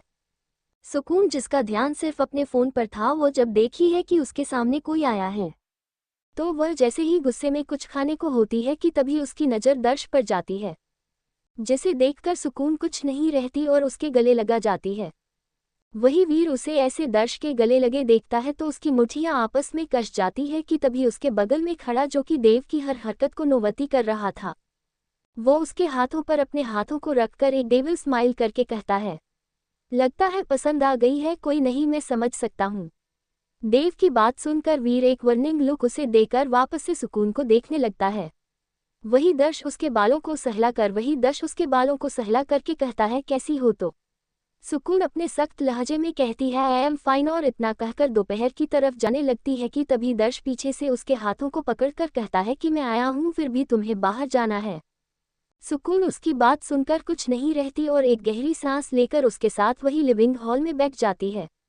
वही वेदांश जो पहले से ही सुकून के ऐसे बाहर जाने की वजह से गुस्से में था, सुकून को ऐसे किसी की बात मानता देखकर उसका पर और चढ़ जाता है, लेकिन वो फिर भी कुछ नहीं कहता और सभी के साथ वही लिविंग हॉल में बैठा रहता है। वही सुकून बिना किसी भाव के लिविंग हॉल में बैठी रहती है। इस वक्त उसे देखकर यह कहना मुश्किल था कि उसके दिमाग में क्या चल रहा है। कुछ ही देर में सभी लोग डाइनिंग टेबल की तरफ बढ़ जाते हैं और 3 से कर सर्वेंट आकर उन्हें खाना सर्व करने लगते हैं। वही सुकून बिना किसी भाव के बस अपने प्लेट को एक तक देखे जा रही थी, जिसे वीर भी नोटिस कर लेता है। सभी लोग कुछ देर में अपना खाना खाने लगते हैं। वही सुकून बस अपने प्लेट को घूरे जा रही थी। तभी एक सर्वेंट जो कि आज ही अपॉइंट हुई थी, वो अपने हाथों में पानी का गिलास लेकर जैसे ही सुकून के सामने रखती है कि तभी सुकून की आंखें गुस्से से लाल हो जाती हैं। सुकून गुस्से में वो ग्लास का पानी उठाकर सीधा उस सर्वेंट के मुंह पर फेंक देती है और दूसरे ही पल पूरे डाइनिंग हॉल में एक चाटाक की आवाज आती है, क्योंकि सुकून ने सीधा वो गिलास वही जमीन पर फेंक दिया था। वही उसकी ये हरकत देखकर वहां बैठे सभी लोग हैरान थे, सिर्फ ऋषि को छोड़कर, क्योंकि वो सुकून की सब आदतों को जानती थी। सुकून गुस्से में उस मेल सर्वेंट के कॉलर को पकड़ कर कहती है, आइंदा से मेरे सामने बिना ग्लाव्स के दिखाई मत देना, नहीं तो आज तो बस ग्लास टूटा है, लेकिन आगे क्या होगा ये मैं खुद नहीं जानती। इतना कहकर सुकून अपने रूम में जाने लगती है। वही आकाश जी सुकून को उस सर्वेंट से जब ऐसे बात करता देखते हैं तो गुस्से में कहते हैं, सुकून उससे माफ़ी मांगो, दिन पे दिन बहुत बदतमीज होती जा रही हो, क्या यही सिखाया है हमने तुम्हें। वही सुकून बिना उनके बातों का जवाब दिए सीधा अपने रूम में चली जाती है। वही उसकी इस हरकत पर आकाश जी थोड़ा शर्मिंदा होते हुए अभिराज जी और दादी जी से माफ़ी मांगते हैं। वही उन्हें इस तरह शर्मिंदा होता देखकर दादी जी उन्हें कहती है, कोई बात नहीं बेटा, अभी बच्ची है, जब शादी होगी तो वो भी समझ जाएगी अपनी जिम्मेदारी, तुम ऐसे शर्मिंदा मत हो। उनकी बात सुनकर आकाश जी भी हाँ में अपनी गर्दन हिला देते हैं और फिर सभी अपना खाना खाने लगते हैं। वही उसकी इस हरकत को देखकर वीर के फेस पर अलग ही एक्सप्रेशन आ जाते हैं। आव्यांश जो वीर और देव के बगल में बैठा था वो कहता है, भाई आपको नहीं लगता कि जब से सुकून की तबीयत खराब हुई है तब से उसका गुस्सा और भी बढ़ गया है। वही उसकी बात सुनकर देव कहता है, हाँ यार मुझे भी यही लगता है। उसके बाद वो दोनों भी खाना खाने लगते हैं।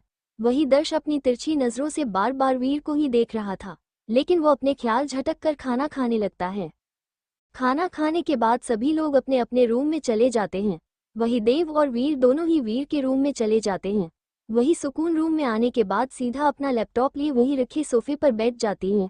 वो एकदम सीरियस होकर काम करने लगती है। रात के 12 बजे सुकून का रूम। सुकून काम में बिजी थी। इस वक्त वो बहुत ही ज़्यादा सीरियस लग रही थी। वो अपनी वॉच में टाइम देखती है जिसमें इस वक्त 12 बज रहे थे। वो अपना लैपटॉप लेकर नीचे लिविंग हॉल में आ जाती है। वो जब नीचे आती है तो एक सर्वेंट को देखकर कॉफ़ी लाने को कहती है और खुद वही सोफे पर बैठकर काम करने लगती है। लगभग 10 मिनट बाद कोई सुकून के पास आता है और उसका लैपटॉप बंद कर देता है, जिससे सुकून गुस्से में जैसे ही कुछ कहने को होती है कि तभी वो सामने देखकर शांत हो जाती है। सुकून काम में बिजी थी। इस वक्त वो बहुत ही ज़्यादा सीरियस लग रही थी। वो अपनी वॉच में टाइम देखती है जिसमें इस वक्त 12 बज रहे थे।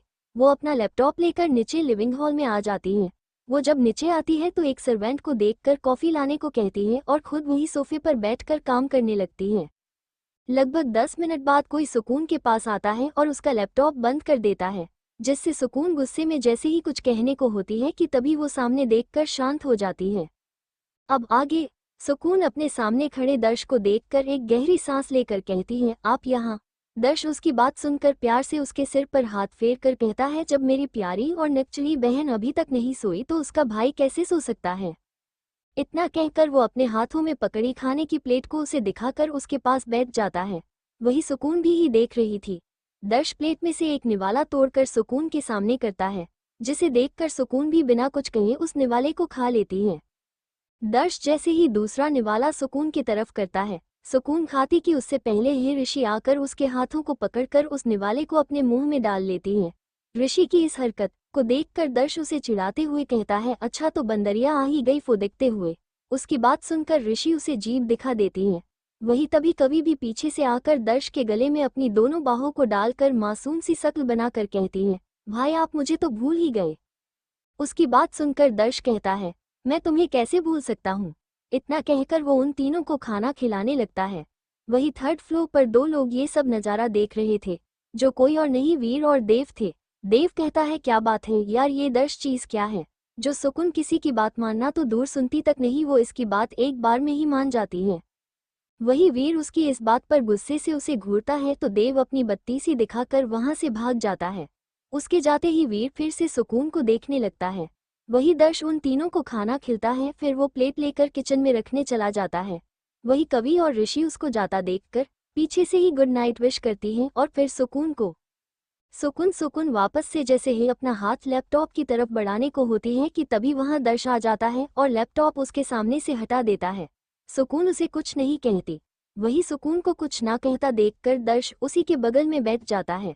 दर्श के बैठते ही सुकून किसी छोटे से बच्चे के जैसे उसके गोद में सिर रख लेती है।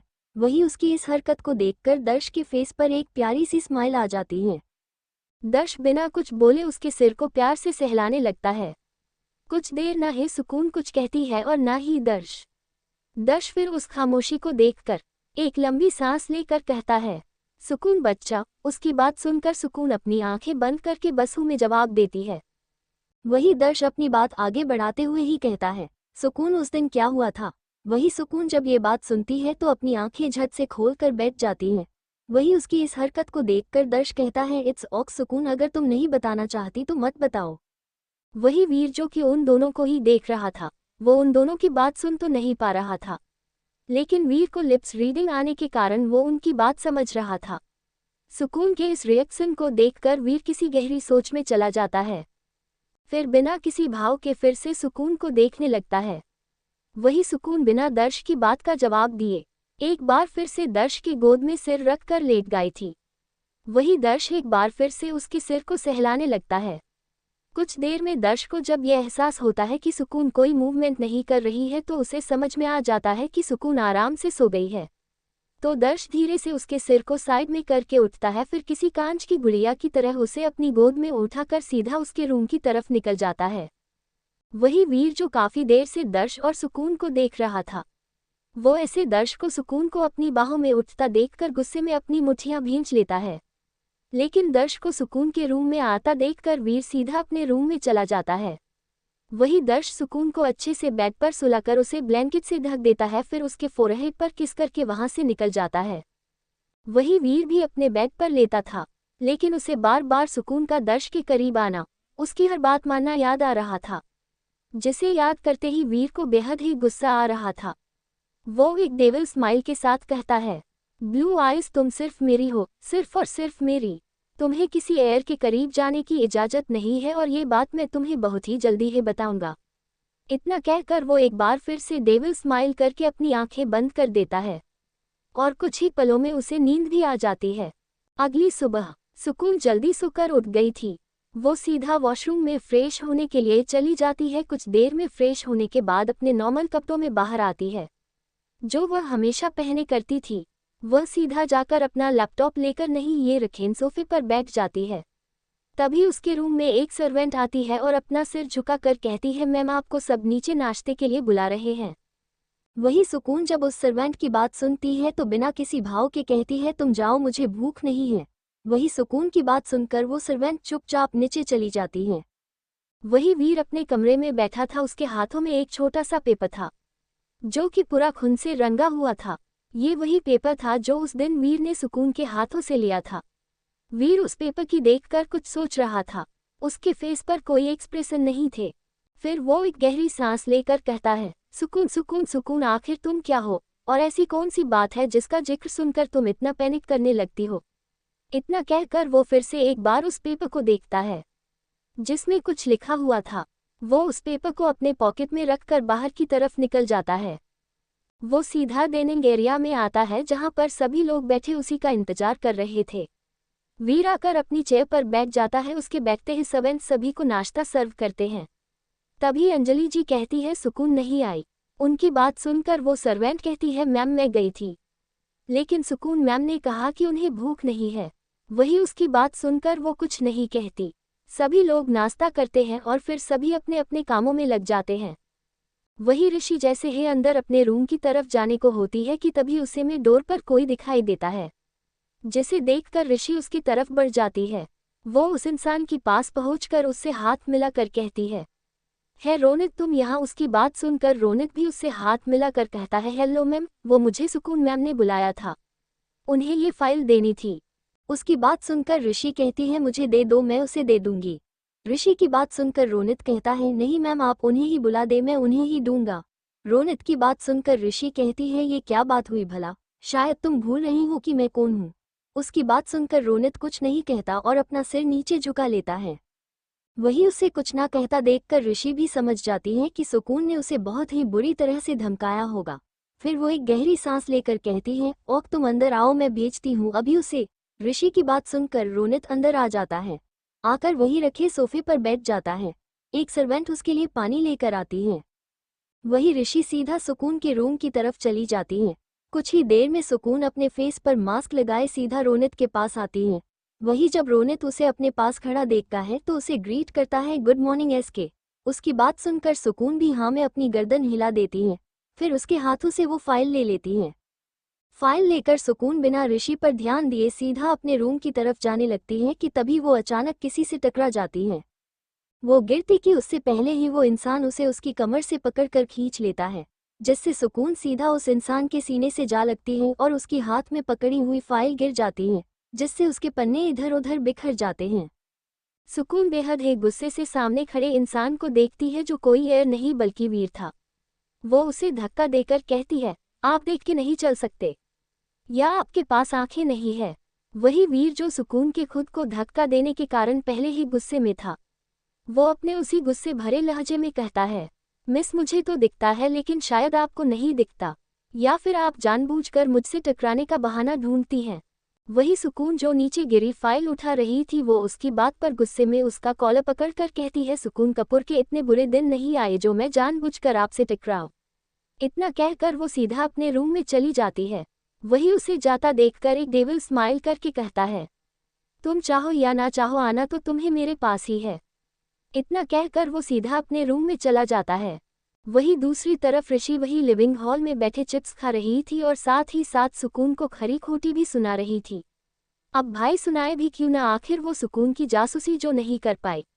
वही आव्यांश भी उसी के बगल में बैठा उसकी बातें और साथ में चिप्स एंजॉय कर रहा था।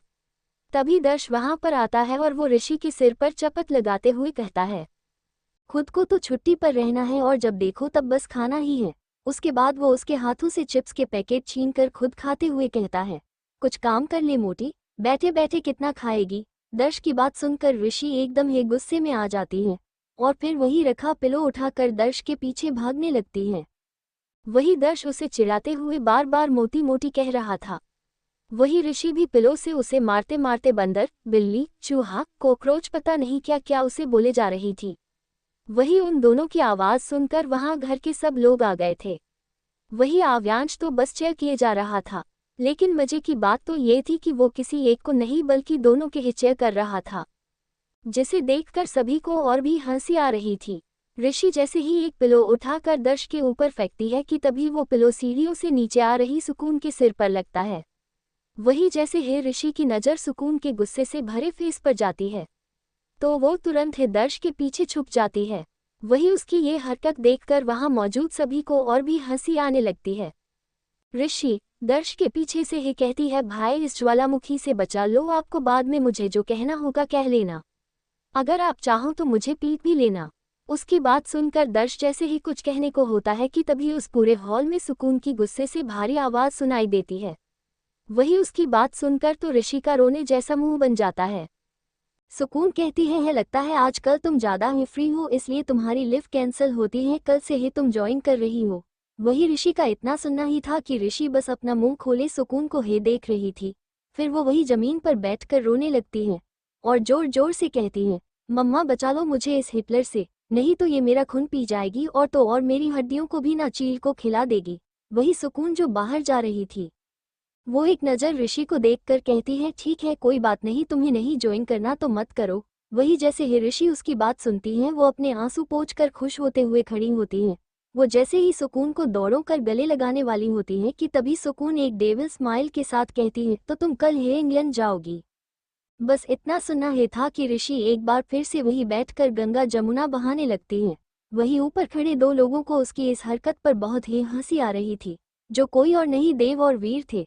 वैसे तो ये दोनों ही जाड़ा अपने इमोशन को शो नहीं करते थे, लेकिन आज उन्हें भी ऋषि की इस हालात पर हंसी आ गई। जैसे ही सुकून को दौड़ों कर गले लगाने वाली होती है कि तभी सुकून एक डेविल स्माइल के साथ कहती है, तो तुम कल ही इंग्लैंड जाओगी। बस इतना सुनना ही था कि ऋषि एक बार फिर से वही बैठकर गंगा जमुना बहाने लगती हैं। वही ऊपर खड़े दो लोगों को उसकी इस हरकत पर बहुत ही हंसी आ रही थी, जो कोई और नहीं देव और वीर थे। वैसे तो ये दोनों ही जाड़ा अपने इमोशन को शो नहीं करते थे, लेकिन आज उन्हें भी ऋषि की इस हालात पर हंसी आ गई। अब आगे वही दर्श उसके सामने आकर सिप्स खाते हुए कहता है, अब पछताए का हुई जब चिड़िया चुग गई खेत। इतना कहकर वो उसे एक आई विंक कर देता है और फिर वहां से जैसे ही जाने को होता है कि तभी सीधा एक पिलो उसके सिर पर आके गिरता है, जो किसी एयर ने नहीं ऋषि ने मरा था।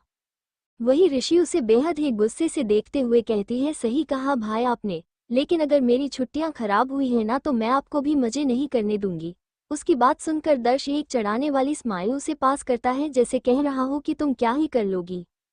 वही ऋषि जैसे ही उसकी स्माइल का मतलब समझती है तो वो अपने पैर पटक कर सीधा अपने रूम में चली जाती हैं। वही उसे इस तरह जाता देखकर घर के सभी लोग हंसने लगते हैं। ऐसे ही आज का पूरा दिन भी बीत जाता है और रात हो जाती है।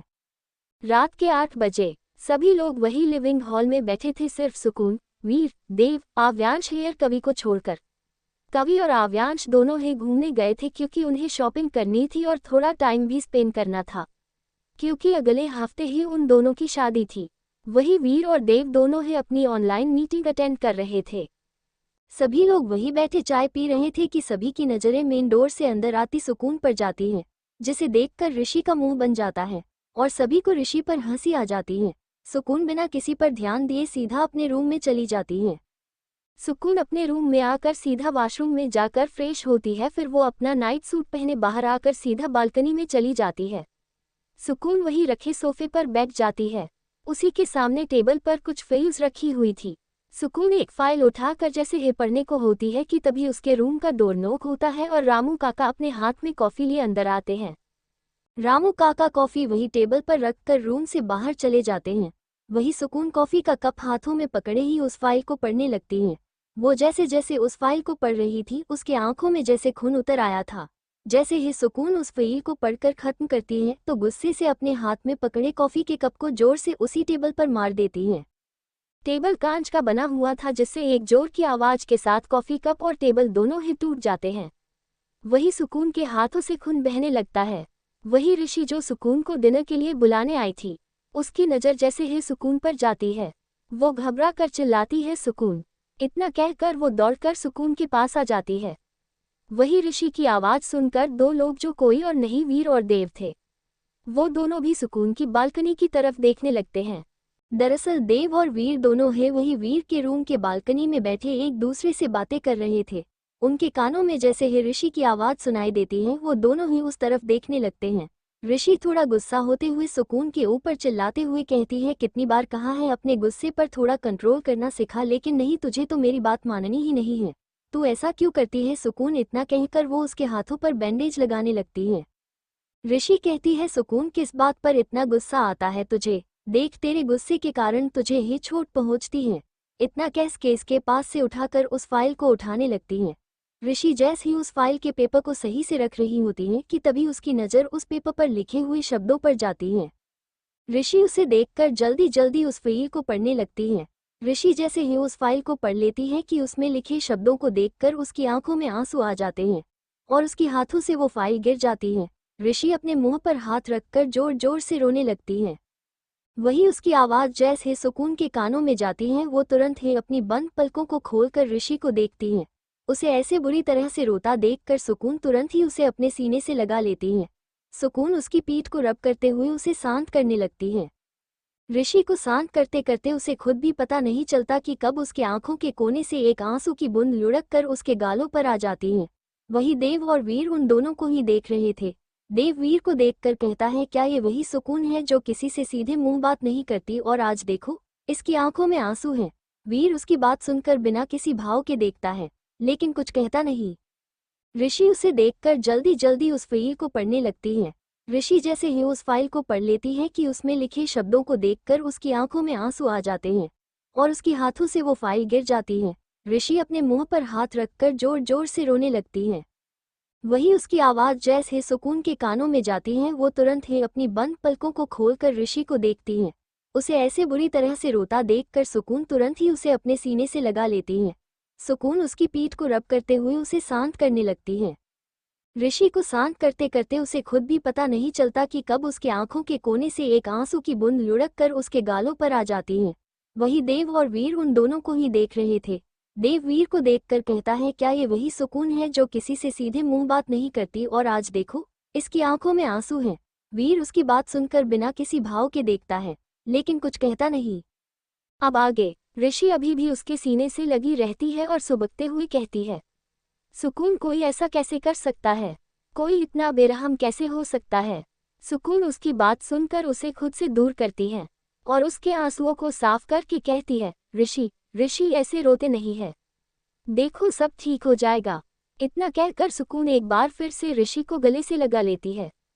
सुकून उसकी सिर को सहला रही थी कि तभी उसका फोन रिंग करता है। जिस पर फ्लैश हो रहे नाम को देखकर सुकून तुरंत ही फोन पिक कर लेती है और दूसरी तरफ की बात सुनकर फोन पर उसकी पकड़ मजबूत हो जाती है। वही ऋषि ने भी उसकी बात सुन ली थी। ऋषि जो अब तक खुद को संभाल चुकी थी, वो जब उस इंसान की बात सुनती है तो वो एक बार फिर से रोने लगती है। सुकून तुरंत फोन अपने पॉकेट में रखकर ऋषि को शांत करके कहती है मुझे जाना होगा। इतना कहकर वो रूम से जाने को होती है कि तभी ऋषि पीछे से उसके हाथों को पकड़ लेती है और कहती है मैं भी चलूंगी। उसकी बात पर सुकून कुछ नहीं कहती और एक गहरी सांस लेकर हाँ में अपनी गर्दन हिला देती है। उसके बाद दोनों ही वहां से निकल जाती हैं। वही देव जो कि अभी भी वीर के साथ वही उसकी बालकनी में खड़ा ये सब देख रहा था, वो वीर को देखकर कहता है हम भी चले क्या। उसकी बात पर वीर एक गहरी सांस लेकर अपना फोन अपनी पॉकेट से निकालकर किसी को कॉल करता है। एक ही रिंग में कॉल पिक भी हो जाता है। वीर बिना किसी भाव के कहता है नजर रखो उस पर। इतना कहकर वो फोन काट देता है। वही देव तो बस अपना मुंह फाड़े उसी को देख रहा था। वही जब वीर को ये महसूस होता है कि देव उसे ही देख रहा है तो वीर एक डेविल स्माइल उसे पास करता है और कहता है चलो मुझे भूख लगी है। उसकी बात पर देव भी तुरंत हाँ में सिर हिलाकर उसके पीछे चला जाता है। वही दूसरी तरफ सुकून की कार एक बड़े से हॉस्पिटल के बाहर आकर रुकती है। कार के रुकते ही सुकून और ऋषि तुरंत ही बाहर निकल कर आती हैं। दोनों ही बिना किसी पर ध्यान दिए सीधा वहां से टॉप फ्लोर के लिए निकल जाती हैं। सुकून और ऋषि एक वार्ड के बाहर आकर रुकती हैं। सुकून के फेस पर अभी भी मास्क था, लेकिन उसे देखकर सभी लोग उसे पहचान गए थे कि ये कोई और नहीं बल्कि डॉक्टर एस.के ही है। उसे देखकर एक डॉक्टर जिनकी उम्र लगभग 45 साल होगी वो दौड़कर उसके पास आकर कहते हैं डॉक्टर पेशेंट की तबीयत अचानक से खराब हो गई है, हमें तो कुछ समझ में ही नहीं आ रहा है। उनकी बात सुनकर सुकून बस हाँ में अपनी गर्दन हिला देती है और डोर खोलकर अंदर चली जाती है। ऋषि भी उसी के पीछे पीछे अंदर चली जाती है। वो जैसे ही बेड पर लेटी एक लड़की को देखती है तो उसकी डर के मारे चीख ही निकल जाती है। वही सुकून उसकी चीख सुनकर अपनी आंखें बंद कर लेती है। फिर तुरंत ही वो उस पेशेंट को देखने लगती है। वही वो पेशेंट जो कि एक लड़की थी जिसकी उम्र सिर्फ 15 से 16 साल ही होगी। वो पूरी तरफ दे मशीनों से घिरी हुई थी। उसकी हार्ट बीट एकदम घाट बढ़ रही थी। उस लड़की को देखकर किसी की भी हालत खराब हो सकती थी, क्योंकि उस लड़की के बॉडी पर इस वक्त कोई भी चमड़ी नहीं थी। उसे देखकर ऐसा लग रहा था जैसे किसी ने उसे शरीर से बहुत ही बेरहमी से चमड़ी निकाल कर फेंक दी हो। उसकी शरीर की नसें साफ तौर पर दिखाई दे रही थी। हालांकि उसके पूरे बॉडी पर बैंडेज लगी हुई थी, लेकिन फिर भी उसका फेस बिल्कुल रिविल हो रहा था। वो लड़की अपनी जिंदगी के लिए स्ट्रगल कर रही थी। उसकी आंखों से लगातार आंसू बहे जा रहे थे, लेकिन उसका शरीर उसका साथ धीरे धीरे छोड़ रहा था। सुकून उसके पास जाकर जैसे ही उसे चेक करने वाली होती है कि वो लड़की उसके हाथों को पकड़कर कहती है, हालांकि उसके मुंह से आवाज निकलना बहुत ही मुश्किल हो रहा था, लेकिन वो अपनी कपकपती हुई आवाज में कहती है प्लीज मुझे बचा लो दीदी। फिर वो लंबी लंबी सांसें लेते हुए कहती है प्लीज बचा लो, अगर मुझे कुछ हो गया तो मेरी मम्मा कैसे रहेंगी। उसकी बात सुनकर सुकून तुरंत उसके मुंह पर हाथ रखकर कहती है तुम्हें कुछ नहीं होगा और ना ही तुम्हारी मम्मा को। इतना कहकर वो उसे चेक करने लगती है। लगभग 2 घंटे स्ट्रगल करने के बाद वहां मौजूद सभी लोगों के फेस पर निराशा थी, तो वहां मौजूद 2 लोगों के फेस पर बेसुमार गुस्सा, क्योंकि इतनी मेहनत के बाद भी सुकून और उसकी टीम उस बच्ची को बचा नहीं पाई। धीरे धीरे वहां मौजूद सभी डॉक्टर्स बाहर निकल गए, लेकिन सुकून और ऋषि वही मौजूद एक तक उस लड़की को देख रही थी जो अब मर चुकी थी। ऋषि अपनी नम आंखों से सुकून के कंधे पर हाथ रखती है, जिससे सुकून की आंखें अपने आप बंद हो जाती है। सुकून अपने दांत पीसते हुए कहती है मैं हार गई ऋषि, डॉक्टर एस.के हार गई। उसकी बात सुनकर ऋषि कहती है तुमने अपनी कोशिश तो की। उसकी बात सुनकर सुकून कहती है मैं उस इंसान को नहीं छोड़ूंगी, कभी भी नहीं छोड़ूंगी। इतना कहकर वो वही खड़े एक नर्स को कहती है इसकी मोम को इन्फॉर्म कर दो और इसकी लाश को उन्हें सौंप दो। इतना कहकर सुकून ऋषि का हाथ पकड़कर बाहर निकल जाती है। उन दोनों को बाहर आता देखकर सभी बॉडीगार्ड उन्हें कवर कर लेते हैं। वो दोनों जाकर अपनी कार में बैठ जाती है। उनके बैठते ही उनकी कारों का काफिला निकल पड़ता है। वही दूर खड़ा एक इंसान जिसने पूरा ऊपर से नीचे तक काला कपड़ा पहन रखा था, उसका फेस भी मास्क के पीछे ढाका हुआ था। वो उनकी कार को वहां से जाता देखकर जोर जोर से हंसने लगता है। उसे देखकर इस वक्त ऐसा लग रहा था कि जैसे कोई संकी इंसान हो। वही कुछ ही देर में सुकून की कार उनके विला के बाहर आकर रुकती है। इस वक्त रात के 2 बज रहे थे। सुकून ने पहले ही अपनी मम्मा को बता दिया था। कि उन दोनों को लेट हो जाएगा, इसीलिए सभी सो गए थे। वो दोनों सीधा अपने रूम की तरफ बढ़ने लगती है कि तभी सुकून ऋषि को देखकर कहती है, तुम ठीक हो? उसकी बात पर ऋषि बस हाँ में अपनी गर्दन हिला देती है। उसके बाद दोनों ही अपने अपने रूम में चली जाती है। ऋषि जैसे ही अपने रूम में आती है तो देखती है कि उसके रूम में अंधेरा हो रखा है, लेकिन उसकी बालकनी के पास एक इंसान अपने पॉकेट में हाथ डाले खड़ा है, जिसे देखकर ऋषि दौड़कर उसके गले से लग जाती है। उस इंसान का चेहरा इस वक्त बालकनी की तरफ होने के कारण दिखाई नहीं दे रहा था, लेकिन जब वो ऋषि को ऐसे खुद को हक करता देखता है तो उसकी आंखें अपने आप ही बंद हो जाती है। तो आज के लिए बस इतना ही। अब मिलते हैं नेक्स्ट एपिसोड में, तब तक के लिए बाय। चैनल को सब्सक्राइब लाइक जरूर करें।